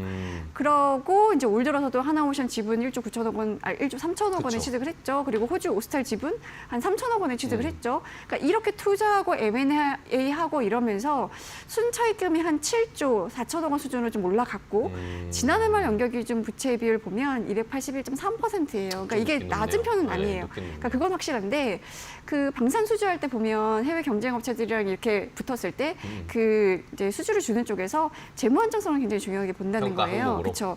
근데 부채 비율이 이렇게 높으면 수주 경쟁에서 밀릴 수 있기 때문에 그럼 부채 사이즈를 늘리지 말고 자본 사이즈를 늘리자라는 게 이제 회사 측 설명인 건데 뭐 이렇게 사실 유상증자를 하면 순차익금은 5조 1천억 원 정도로 줄어들고요. 부채 비율도 234%로 낮아지는데 네. 뭐 그렇다고 쳐도 이제 주주들이 이제 문제를 제기하는 게 또 한 가지가 있죠. 바로 직전에 계열사인 하나오션 지분을 1조 3천억 원 들여서 샀잖아요. 샀는데. 그래놓고 주주들한테 돈 받아서 투자하냐라는 건데 사실 하나에너지가 사들인 이 하나 에어로스페이스가 사들인 하나오션 지분은 지분, 네. 원래는 하나에너지하고 하나에너지 싱가포르 법인 그렇죠. 하나 임팩트 파트너스 이제 세 군데가 갖고 있었던 지분이에요. 그쵸. 근데 이 한화에너지의 지분 구성을 보면 하나그룹의 삼형제죠. 세 아들이 다 나눠 갖고 사야들이 있잖아요. 100%를 나눠서 네네. 갖고 있어요. 그러니까 이 세 아들의 회사인 거죠. 근데 하나 임팩트는 또 하나에너지가 지분 52%를 보유하고 있는 회사예요. 그러니까 일단 하나에너지가 하나오션 지분을 하나에어로스페이스에 넘기면서 일단 수천억 원의 차익을 냈어요. 그리고 그를 통해서 하나에너지는 대규모 집단을 보유하게 된 셈인 거죠. 그쵸. 그리고 이번 지분 매수를 통해서 결국은 이제 그림을 그려보니 김동선 부회장의 방산 부분 지배를 강화하는 결과가 나오는 거 아니냐라는 이제 해석들로 도달하게 되는 거죠. 네네. 왜냐하면 하나에어로가 보유하고 있는 하나오션 지분이 41%로 늘었거든요. 그렇게 되면 그룹 내에 이제 흩어져 있었던 하나오션의 지분은 하나에어로스페이스로 이제 약간 모았네요. 모아놓은 셈인 거예요. 근데 김 부회장이 주 하나의 지분을 4.91%밖에 보유하고 있잖아요. 이제 그쵸. 가장 많이 보유를 보유하신 분은 김승현 이제 김승현 회장이죠. 회장이고, 그리고 주 한화가 하나 에어로스페이스 지분을 34% 갖고 있고요. 하나 에어로스페이스는 다시 하나오션의 지분을 42% 네. 갖고 있어요. 그러니까 지금 이제 추가 지분을 인수하면서 42%로 42%. 지분율이 올라갔는데 이 한화가 주요 계열사를 거느리고 있는 지배구조 정점에 있잖아요. 네네. 그 한화를 삼남매가 100% 지분을 갖고 있는 하나에너지가 22%가량을 갖고 있습니다. 이거 합친다는 얘기도 있던데. 그렇죠. 그러니까 네. 이게 이제 하나에너지에 또 IPO설이 나오고 있잖아요. 그러니까요, 예. 지금 하나에너지 IPO 추진하고 있는 거 맞거든요. 지금 NH투자증권, 한국투자증권, 대신증권은 IPO 주관사로 네네네. 혼접했으니까 가시권에 들어온 건데 하나에너지가 결국 이제 이런 그림이 그려지는 거죠. 하나에너지가 IPO를 해서 자금 상장해서 확보를 하고 그 돈으로 하나 지분을 지분을 추가로 사고. 매입을 하고 다음에 하나와 합병을 한 다음에 삼형제가 맡은 계열사를 이제 나누는 거죠. 그러면서 승계 작업을 하기 위한 전초 초석 따지기 아니냐라는 빌드업이다. 이제 분석이 나오니까 주들이 보기에는 조금 삐딱한 시선으로 볼 수밖에 없는 상황인 겁니다. 그러게요. 결국에는 뭐 하나 그룹의 삼남들이 지배 구조를 딱 안정적으로 가지기 위한 포석이 아닌가. 흔한 말로 정말 빌드업을 지금 하나씩 하고 있는 거 아닌가라는 의심이 듭니다. 그러면서 거기에 하나의 퍼즐로 지금 유상증자도 연관된 거 아닌가라는 그래서 생각을 지금 할 수밖에 이게 없죠. 두산그룹의 지배구조 개편과 뭐가 다르냐라는 그러니까요. 얘기까지도 나오고 있어요. 그렇습니다. 사실은 이제 오너 일가에 이제 뭔가 이제 뭐 자금을 쓰거나 이런 거 없이 지배를 확대할 수 있는 그러게요. 방법을 생각한 거 아니냐. 그렇네요. 아직 뭐 추정이지만 네, 그렇죠. 계속 한번 추적을 해봐야 되겠습니다. 저희도. 자, 근데 또 이 하나 그룹 내에 자체적인 뭐 이런 이야기도 있는데 또 상법 개정안이랑도 엮인다는 그렇죠. 그런 말도 있어요. 저도 상법 개정안 이야기 이렇게 분석을 해보면서 그런 생각 많이 들었거든요. 이거 일단은 국회에선 통과됐는데 시행되기 전까지 뭐 유증이나 뭐 이런 뭐 분할 상장이나 이런 것들이 많이 그 막차 타기 위해서 쏟아지지 않을까라는 생각도 했었는데 이것도 그렇게 볼 수 있을까요? 그렇게 보는 시각들이 있죠. 왜냐하면 삼성 SDI가 유상증자를 발표를 한 게 국회 본회의 통과한 그 바로 다음 다음 날, 그죠, 날이었고 그 다음에 지금 하나 에어로스페이스까지 나오면서 이게 사실 이렇게 대규모 유상증자가 어찌 보면 한국 증시의 디스카운트 요인으로 꼽히기도 그쵸, 했거든요. 그러니까 뭐 유상증자 하는 거에 대해서 그럴 건 아니지만 확실한 명분이 있는 유상증자가 아니면 이건 결국은 주주가치 희석으로 연결될 그쵸. 수밖에 없기 때문에 좀 디스카운트 요인이 된다라는 이제 분석들이 많았는데 그리고 작년 10월에 이제 고려한 유상증자도 좀 네. 컸죠. 경영권을 지키기 위해서 2조 5천억 원의 그것도 굉장히 큰 규모로 그렇죠. 기습적인 유상증자 결정했던 것.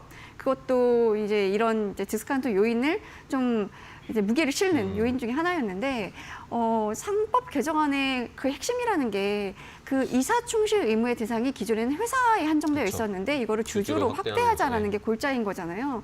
그러니까 결국은 이런 결정을 해서 만약에 주주한테 피해를 입히게 되면 이사들이 이제 거기에 대한 책임을 지고 그렇죠.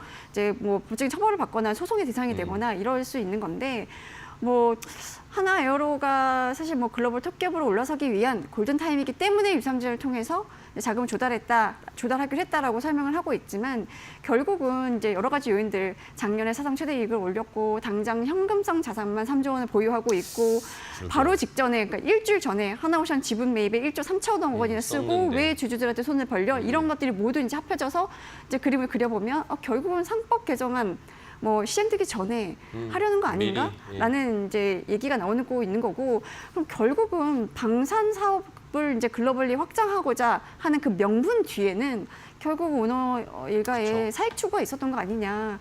그러니까 상법 개정안이 빨리 시행이 돼야 된다라는 목소리에 힘을 실어주는 그러게요. 하나의 요인이 되지 않았나 하는 생각이 좀 들기도 합니다. 네.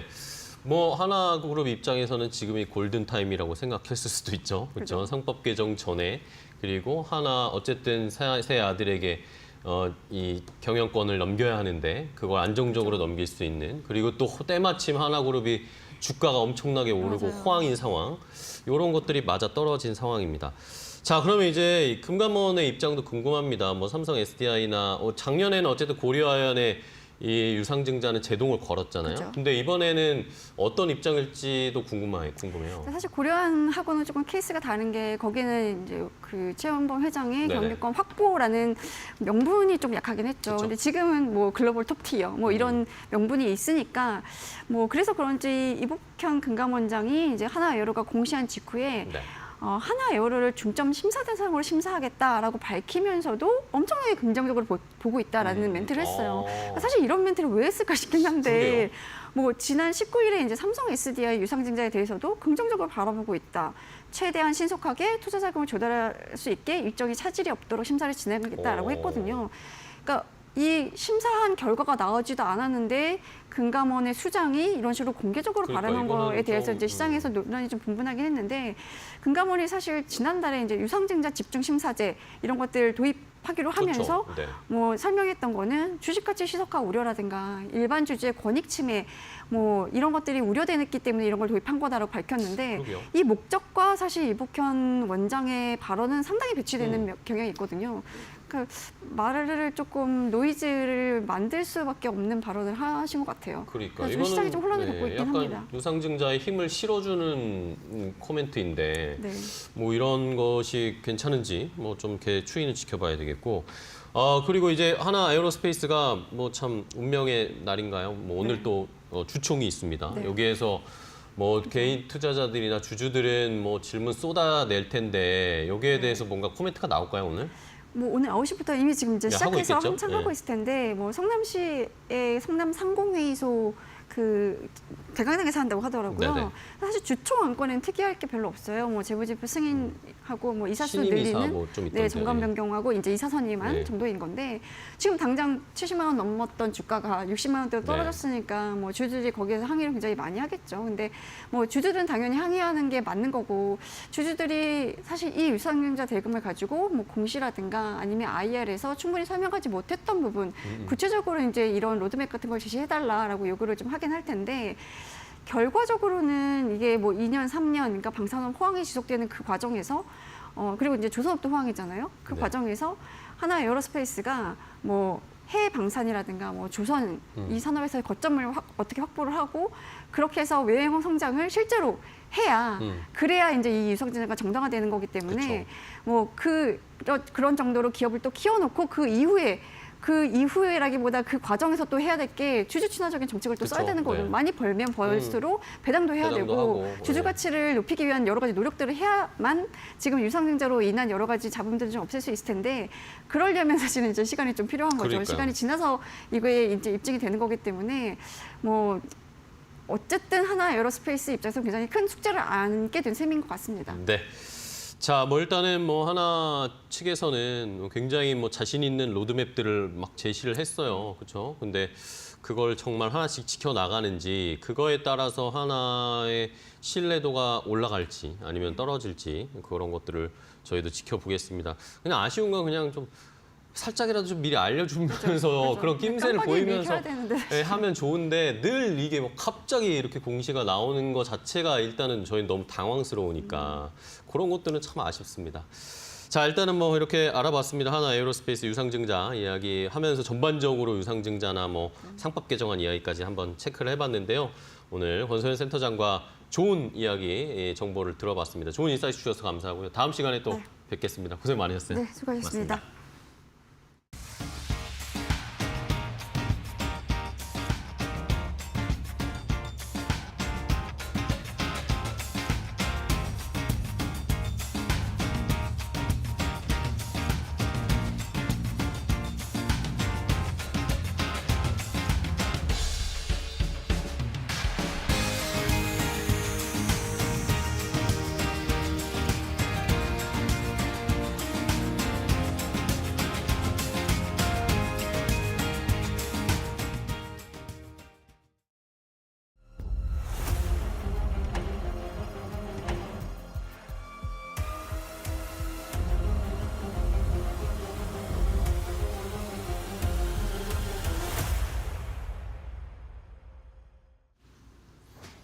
안녕하세요. 메이토크 신일섭입니다.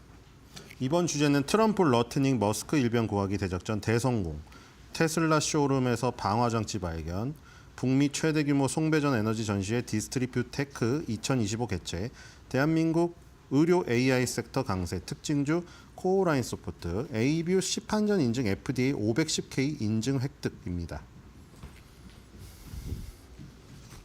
어제 간만에 시원하게 반등을 했네요. 자, S&P 500이랑 다우 산업지수 짝꿍보다는 확실히 나스닥, 필라델피아 반도지수의 그 등락률이 훨씬 큰 거를 보실 수가 있겠죠. 빅테크, IT 위주로 강했다는 것을 우리가 4대 지수 리스트만 봐도 알 수가 있습니다. 자, 다우 산업이 갭 상승이 나오면서 드디어 이 뭉쳐져 있던 부분을 뚫고 21선 돌파에 성공했네요. 의미가 깊습니다. 그렇죠? 뒤로 가보겠습니다. 자, 나스닥은 어제 뭐 상승률은 높았지만 지금 추세는 지금 그 S&P 500보다는 다우보다는 좋지가 않네요. 자, 뒤로 가볼게요. 자, S&P 500도 지금 21선 돌파를 성공했습니다. 자, 필라델피아 반도체 지수 볼까요? 네, 아, 나스닥이 아까 그 갭상승 부분이 안 나온 것 같아요. 필라델피아 반도체 지수도 21선을 돌파했습니다.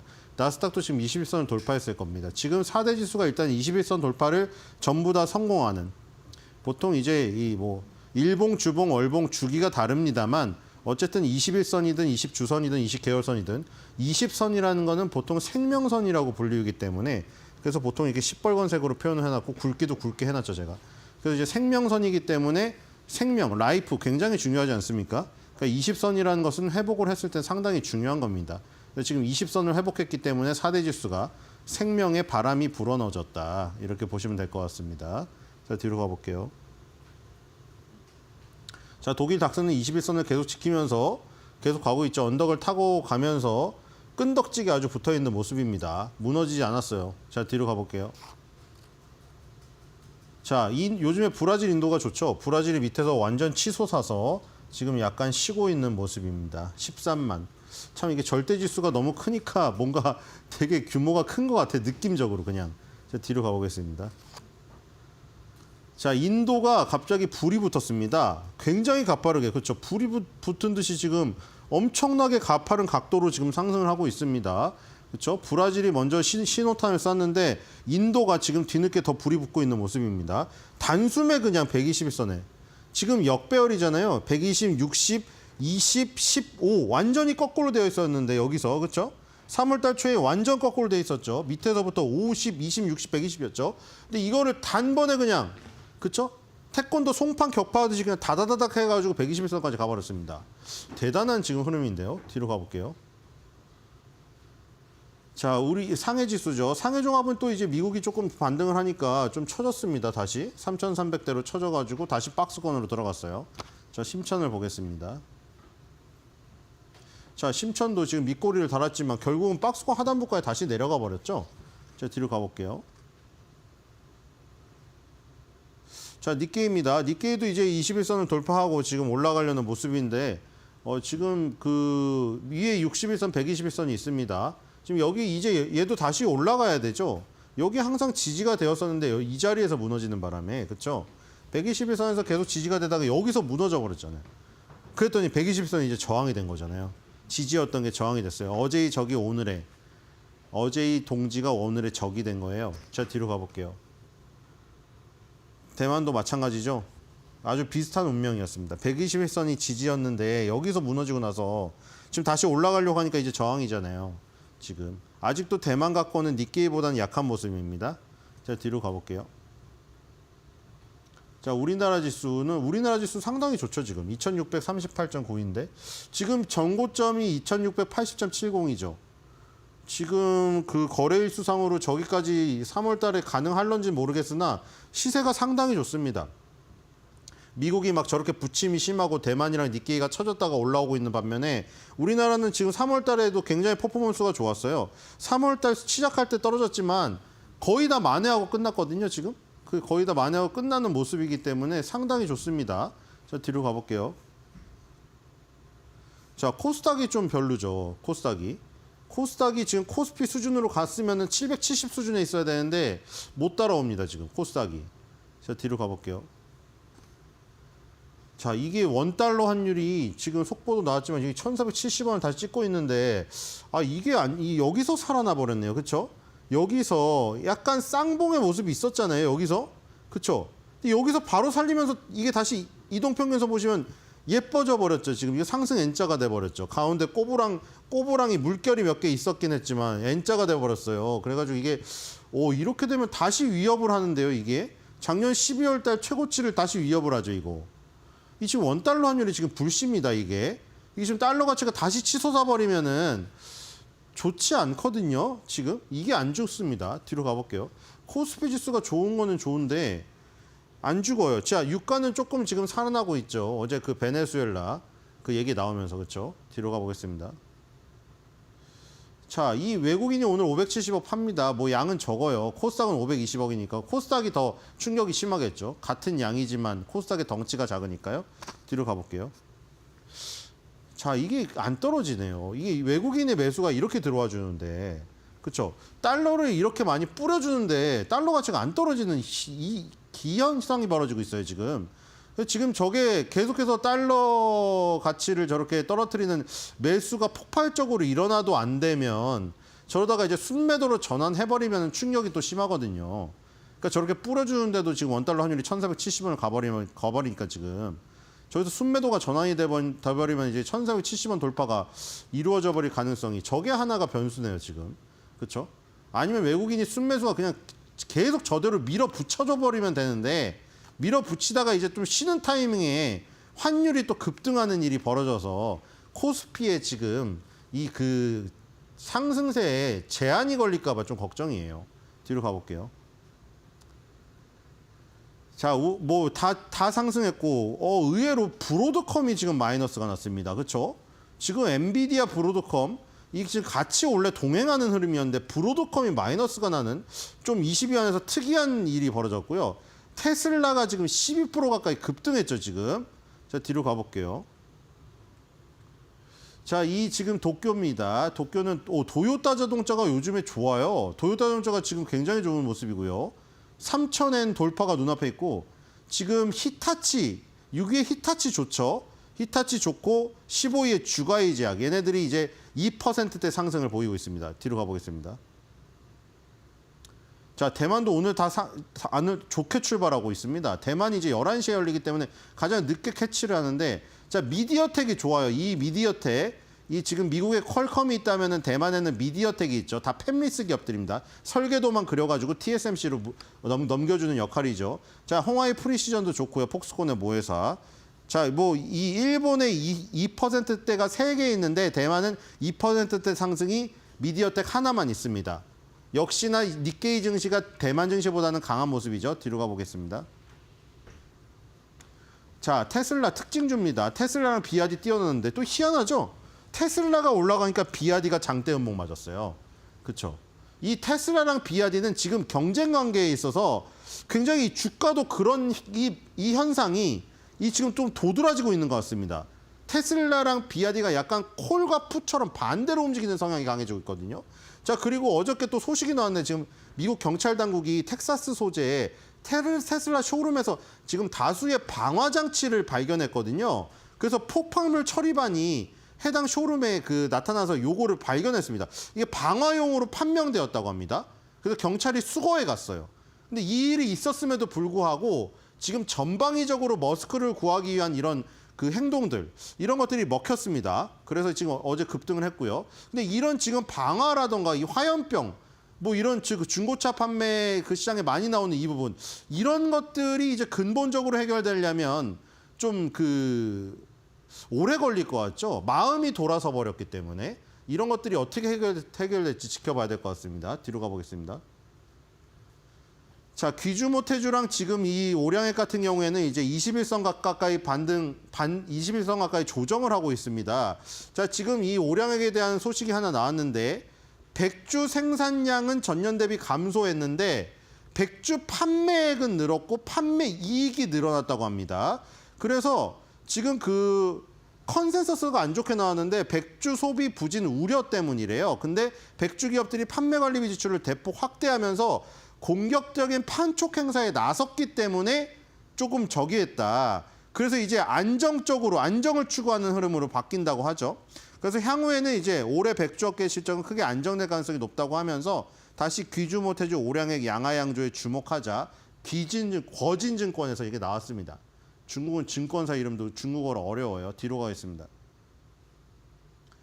자, 닝더스다이랑 비아디입니다. 자, 닝더스다이는 지금 굉장히 좀 밀집된 이동평균선에 끼어 있는 모습이고, 비아디는 아까 테슬라 있을 때 보셨죠? 그래서 지금 CATL은 조금 힘들어하는 모습인데 비아디는 굉장히 좋은 모습이고요. 테슬라 때문에 지금 조금 반등이 줄긴 했지만 비아디가 계속 얘기 드린 대로 충전 기술에 굉장히 압도적인 우위를 지금 계속해서 내세우면서 승승장구하고 있다. 뒤로 가보겠습니다. 자, 이 도요타 자동차랑 혼다 자동차가 상당히 좋죠. 도요타, 혼다가 이 일본의 1, 2위고 혼다랑 미쓰비시가 지금 합병 얘기가 나왔다가 들어갔죠. 혼다랑 미쓰비시도 굉장히 어렵기 때문에, 그리고 이제 자동차랑 오토바이를 같이 하고 있다는 공통점이 있잖아요. 합병을 해가지고 몸집을 키워서 대응을 한다고 했는데 지금 그거는 일단 좌절이 된 것 같지만 최근에 도요타랑 혼다 자동차가 동시에 이동평균선 밀집방 구간을 탈출하고 있죠. 지금 자동차 업체들이 상당히 지금 좋은 모습입니다. 자, 뒤로 가볼게요.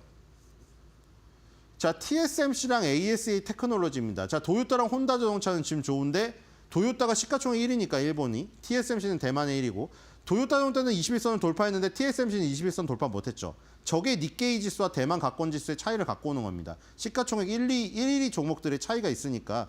자, ASA 테크놀로지도 똑같이 따라가죠. 아까 미디어텍 했잖아요. 미디어텍 퀄컴이 팹리스로 설계도를 그려주고 TSMC가 제조를 하고, 그 제조를 해가지고 ASA 테크놀로지 넘겨주면은 마지막 테스트하고 포장하고 이렇게 이루어져 있죠. 설계, 제조, 조립, 테스트 이렇게 분업화가 되어 있잖아요. 자, 뒤로 가보겠습니다. 자, 일본의 특징주입니다. 히타치입니다. 히타치랑 우리나라의 HD 현대일렉트릭이 같이 뛰어났죠. 차트 똑같죠? 왜냐하면 히타치 에너지 그리고 HD 현대일렉트릭 전부 다 이제 전력기기 업체들이기 때문에 지금 북미 최대 배전 산업 전시회 디스트리뷰테크 2025에 HD 현대일렉트릭이 참가했다고 했죠.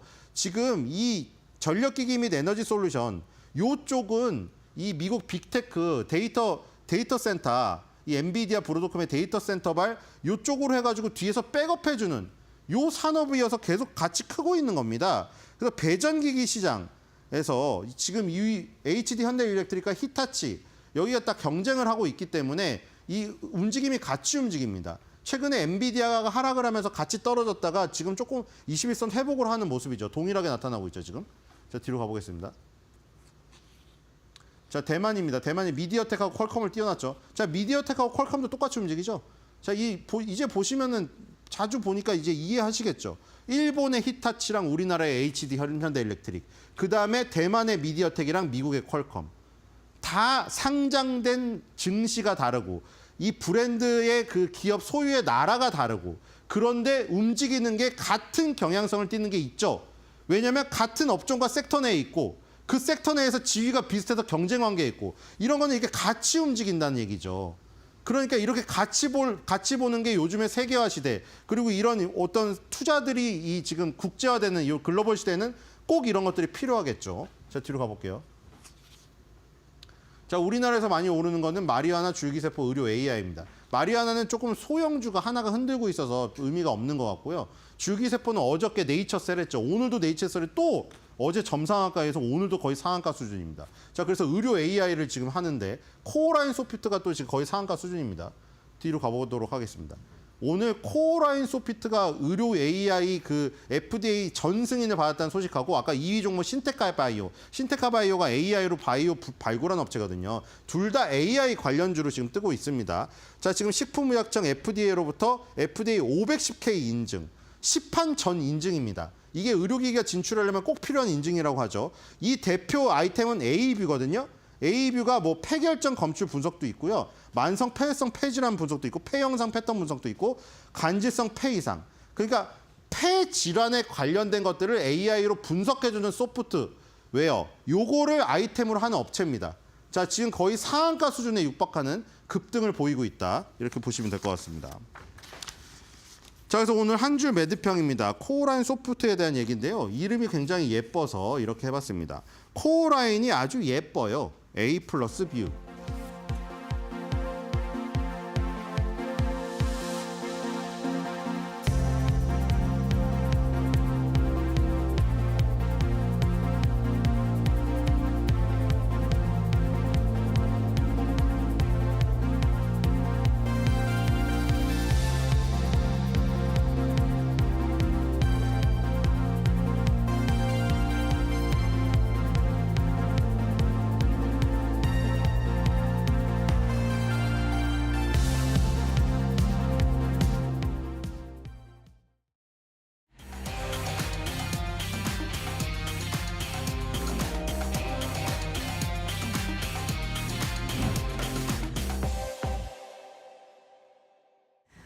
대담한 대담 시작하겠습니다. 오늘 김장렬 유니스토리 자산 투자 전략 운용본부장과 함께 말씀 나눠봅니다. 본부장님 어서 오세요. 네, 안녕하십니까? 네. 미국 증시는 나홀로 어떻게 보면은 독주를 이어가다가 최근 네. 미끄러지는 흐름이었습니다. 간밤은 좀 반등은 했습니다만 어쨌든 수익률 측면에서 좀 뒤지는 흐름들이 글로벌 주요 국가 상대적으로 보면 좀 그런 상황인데 어떻게 보세요? 미국 시장의 회복력은 어디서 나올까요? 네, 유연성이죠. 네. 트럼프가 얘기했지 않습니까? 관세 상호 환산하는데 유연성으로? 유연성을 예, 보인다. 예. 그냥 심플합니다. flexibility, 영어 예. 쓰성한데 유연성이 주어지면 리더가 그럼 모든 게 만사 형통이 되는 것 같습니다. 네. 아주 심플해요. 그래서 그 전에 지금 말씀드리면 주가가 왜 빠졌느냐? 평균 회기다. 작년에 워낙 잘 달리다 보니까 과한가? 안 비싼가?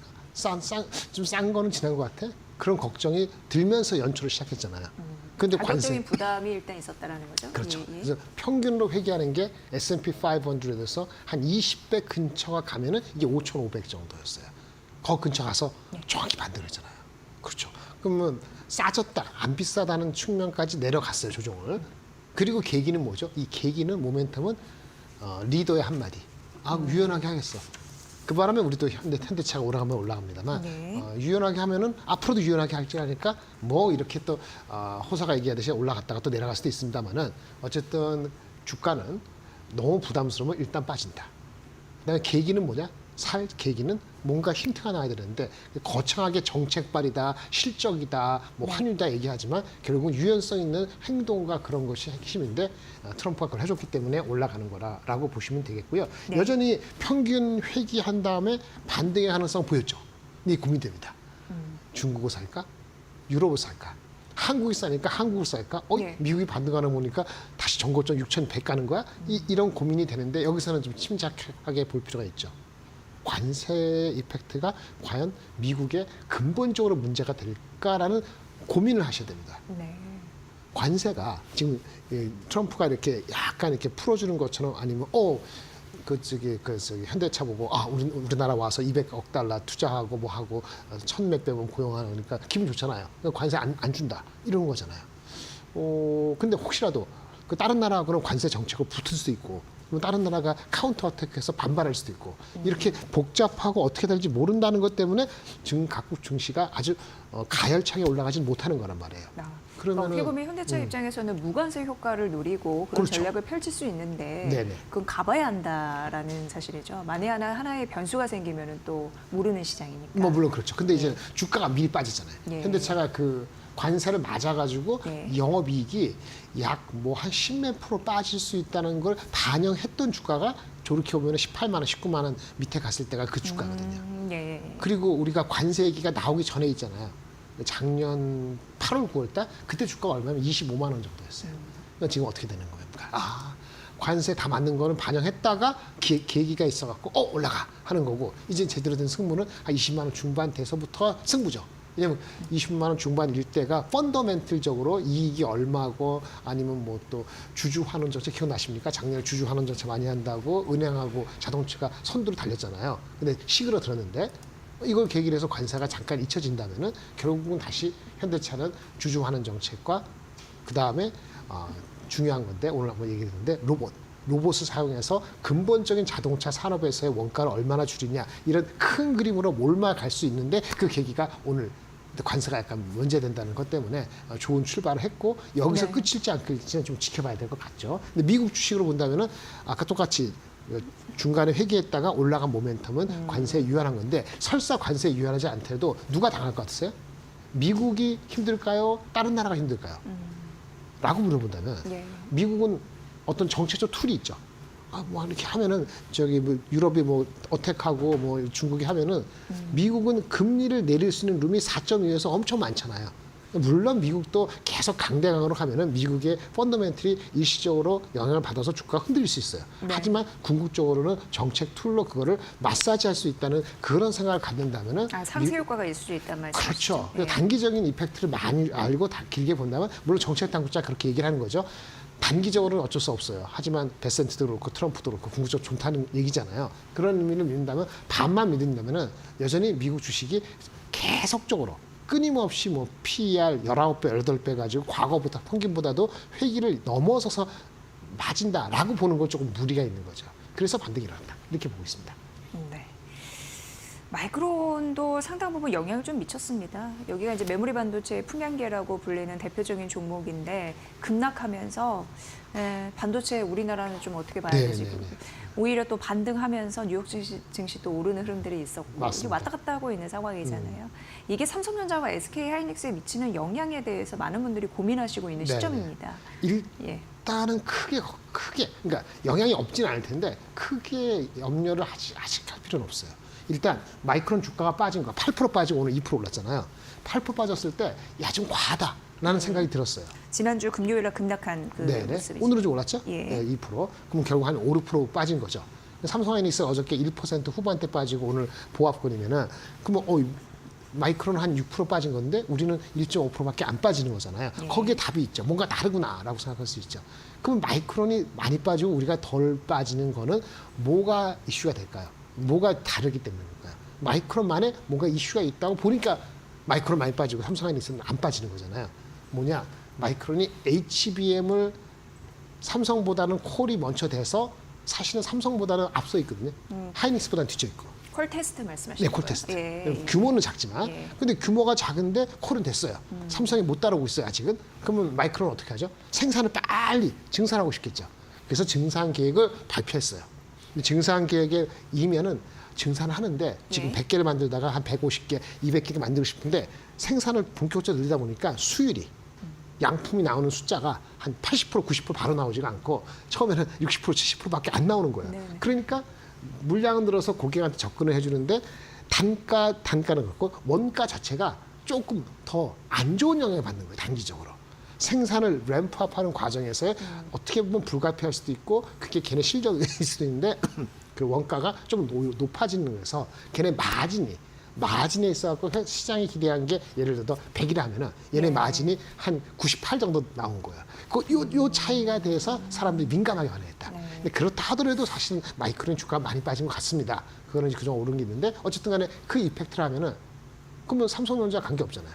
삼성전자 아직 콜도 안 되는데 어차피 관계없고 하이닉스는 그걸 다 넘어가서 양산 잘하고 있고 그러니까 삼성과 하이닉스의 마이크론이 빠진 연인 중에서 HBM의 생산 과정에서의 걔네들 어떤 수율과 원가 이슈라면은 삼성과 하이닉스는 지금은 이슈가 되지 않는다라는 건데 이게 결론이고요. 다만 영향이 왜 전혀 없지 않고 조금 있느냐 이거는 걔네들이 그 원가 이슈가 그거 말고도 다른 게 있을 수도 있어요. 이른바 레거시.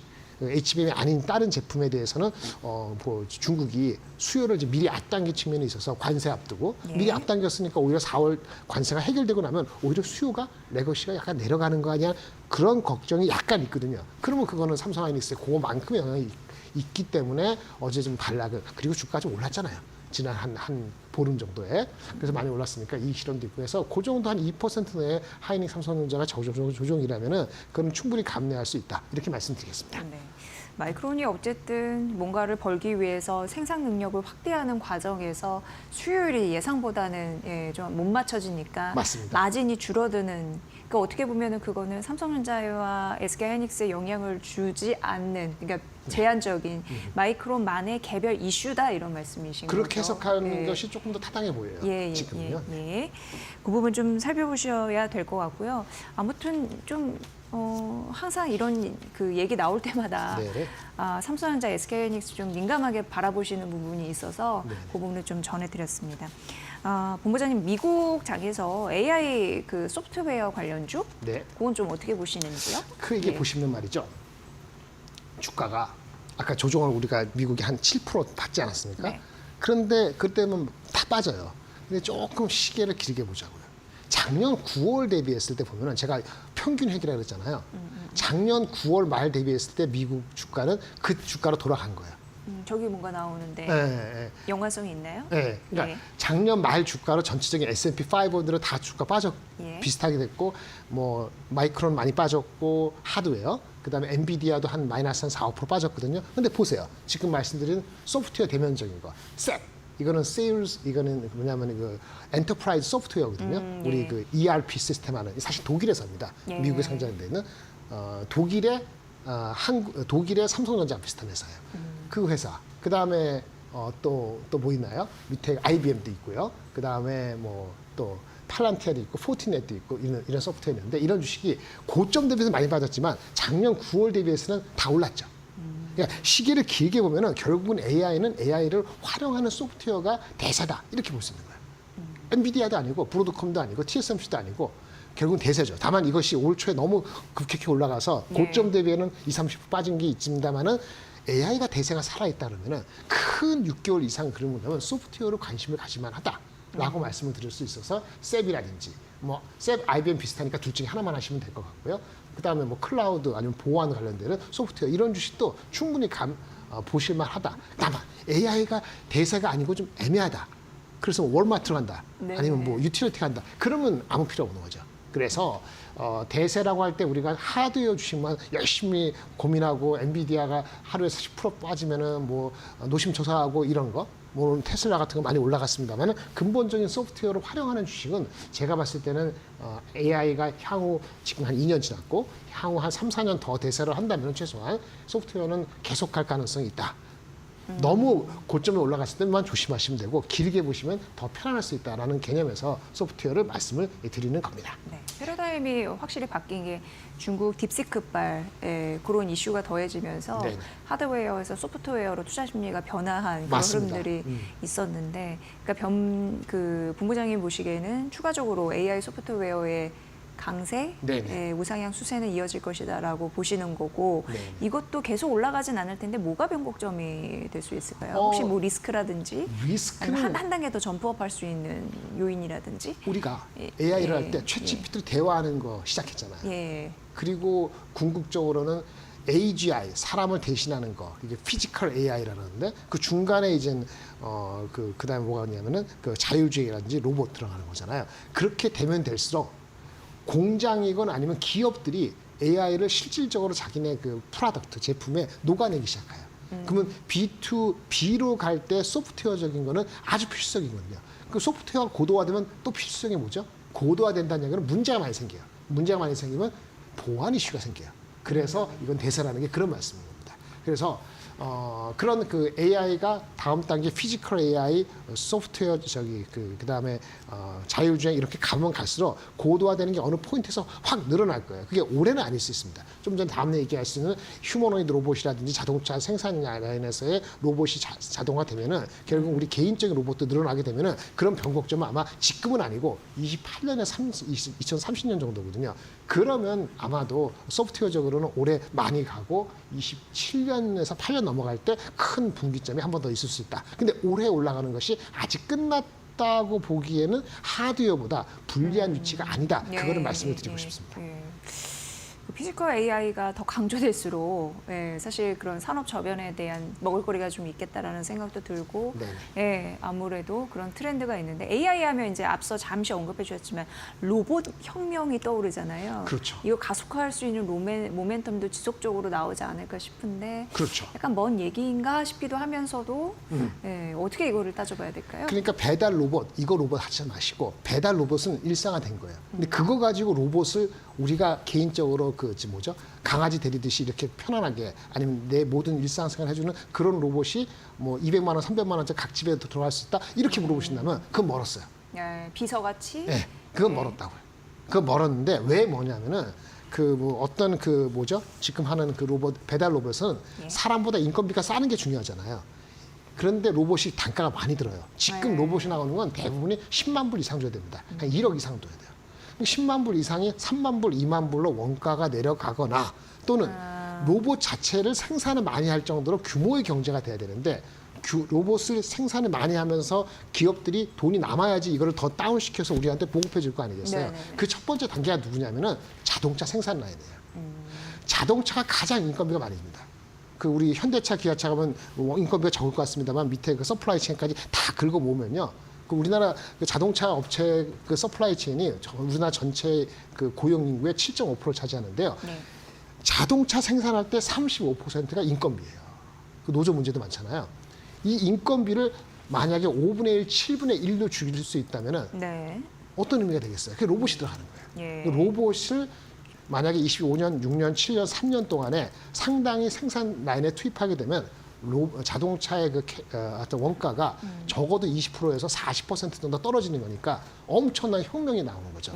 그런 과정을 겪으면은 아이러니하게도 자동차도 싸지만 그것을 위해서 로봇의 원가 경쟁력이 높아지기 때문에 27년 정도 지나서 2030년 지나면은 2030년부터는 일반적인 로봇을 우리가 사용할 수 있을 레벨로 갈 수 있는 엄청 낮은 단가의 로봇이 나올 수 있는 계기가 되는 건데 그 전에 지금부터 한 27년까지 로봇이 생산 현장에 들어가는 게 중요한데 선두가 누구죠? 테슬라. 그다음에 현대차, 기아차가 좀 늦지만 올해부터 투입하면은 가시적인 성과가 1년, 2년 나오니까 그러면 가시적인 성과가 나오면은 로봇 생산해서 갖고 자동차 생산 많이 되네, 잘 되네 이렇게 되면은 아마도 죄송한 얘기지만 그 우리 생산 현장에 있는 근로자들이 상당한 리스크가 27년 말에는 나올 수 있어요. 왜냐?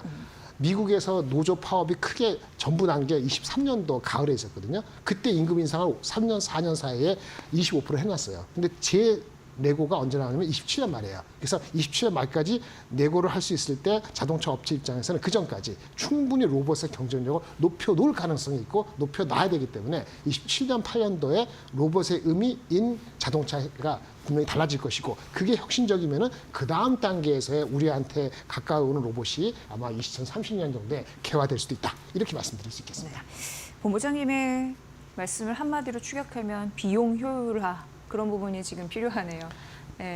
유감스럽습니다. 사람들의 일자리가 개수는 좀 줄 수밖에 없어서 그렇게 되는 겁니다. 지금 공매도 재개 앞두고 있습니다. 마지막 질문입니다. 외국인의 귀환이 기대가 되면서 투자 전략을 좀 변해야 한다. 포트폴리오 편출, 편입 이런 이슈가 좀 상당합니다. 본부장님은 어떤 전략을 좀 제안해주고 싶으신지요? 원래 펀더먼털이 없었는데 대차장고가 많았다. 근데 세월이 더 갔다. 조심하셔야 되죠. 조심해야 되니까 어느 대차장고 증가하는 종목들. 네, 대차장고가 원래부터 그 전에 6개월 전에 문제가 있을 때부터 있었던 거. 그리고 펀더멘털이 이슈인데 1분기 실적이 다가오잖아요. 1분기 실적이 애매한 주식이죠. 근데 대차장고가 있다. 그러면 조심해야 됩니다. 그게 오늘 내일 모레니까 좀 조심을 하실 필요가 있습니다. 자동차는 거기서 비껴났습니다. 그래서 안전지대라고 얘기하는 안전 얘기하는 게 충분히 말이 됩니다. 오늘 또 자동차 관련해서 좀 말씀해 주셨는데 그게 또 그쪽으로 또 연결이 되네요. 연결이 됩니다. 네, 여러분도 잘 기억해 보시면 될 것 같습니다. 오늘 대담한 대담 김장열 유니스토리 자산운용 투자전략본부장과 함께 말씀 나눴습니다. 잘 들었습니다. 네, 감사합니다.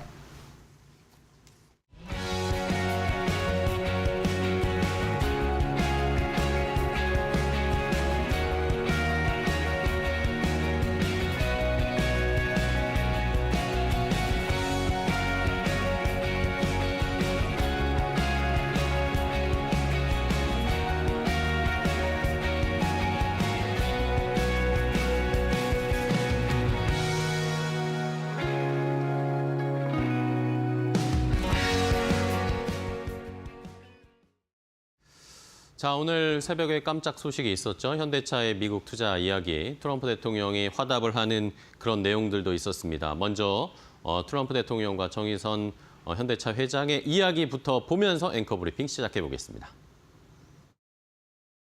Of Hyundai Motor Group, Jung E-sun. Thank you very much. What a great honor.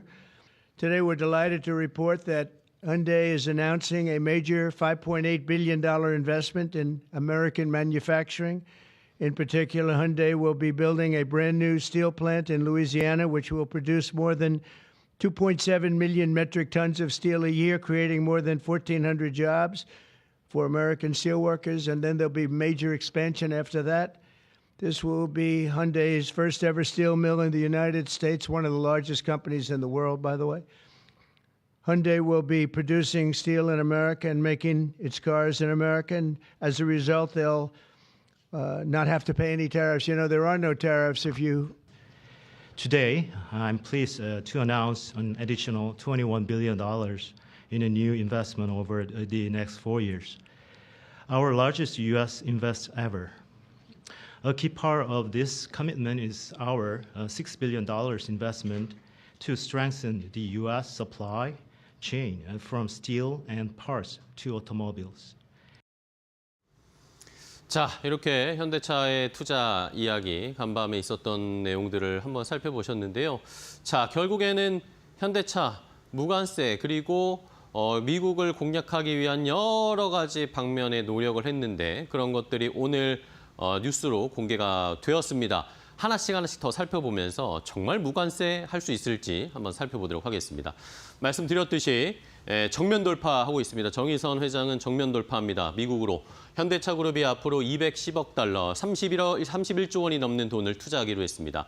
자동차 부품, 물류, 철강, 그리고 미래 산업 분야 총망라한 분야입니다. 자, 이러면서 트럼프 대통령이 가장 만족스러웠던 건 트럼프가 추구하는 해외 기업이 미국에서 현지 투자를 해서 그것을 생산하고 일자리를 창출하는 그런 모델을 가장 트럼프가 원하고 자랑하기 좋아하는 것인데 그걸 딱 맞춰줬다는 겁니다. 트럼프 대통령이 이렇게 얘기를 합니다. 현대차 그룹이 미국에서 철강을 생산하고 자동차를 만든다. 결국 그들은 관세를 낼 필요가 없어졌다라고 트럼프 대통령이 실제로 이 자리에서 이야기를 했습니다.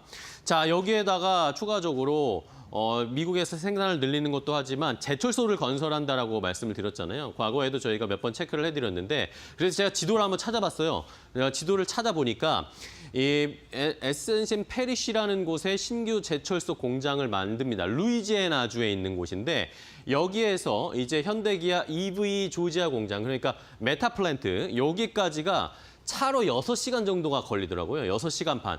그러니까 아까 말한 것처럼 여기 제철소에서 철강을 만들어서 차로 이동을 하면 조지아 공장까지 원활하게 납품을 할 수 있는 상황입니다.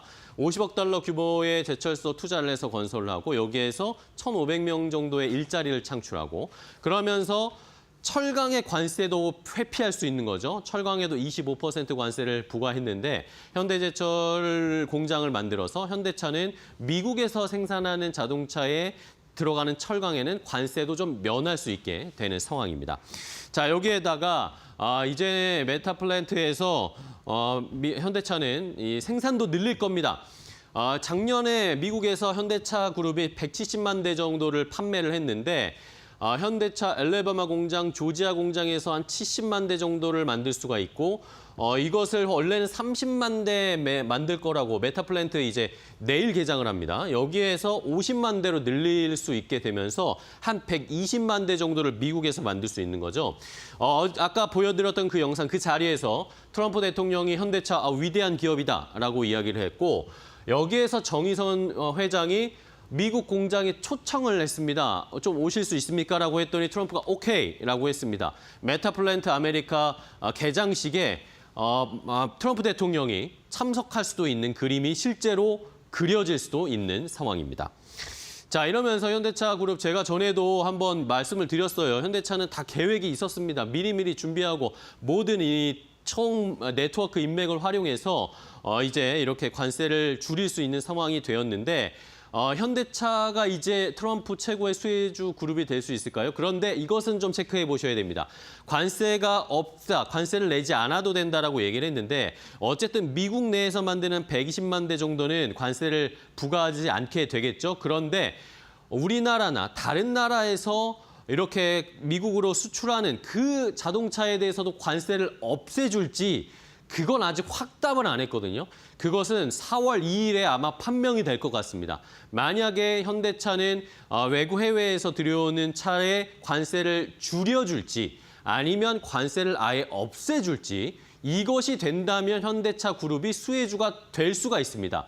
그런데 그렇지 않는다면은 우리가 좀 생각은 해봐야 된다라는 거. 그리고 어쨌든 정의선 현대차 그룹 회장이 트럼프 대통령에게 이렇게 관세가 조금 더 줄어들 수도 있다라는 물꼬를 터준 그런 역할을 했다라는 것은 우리는 어쨌든 잘 기억을 해야 할 것 같습니다. 앵커 브리핑이었습니다.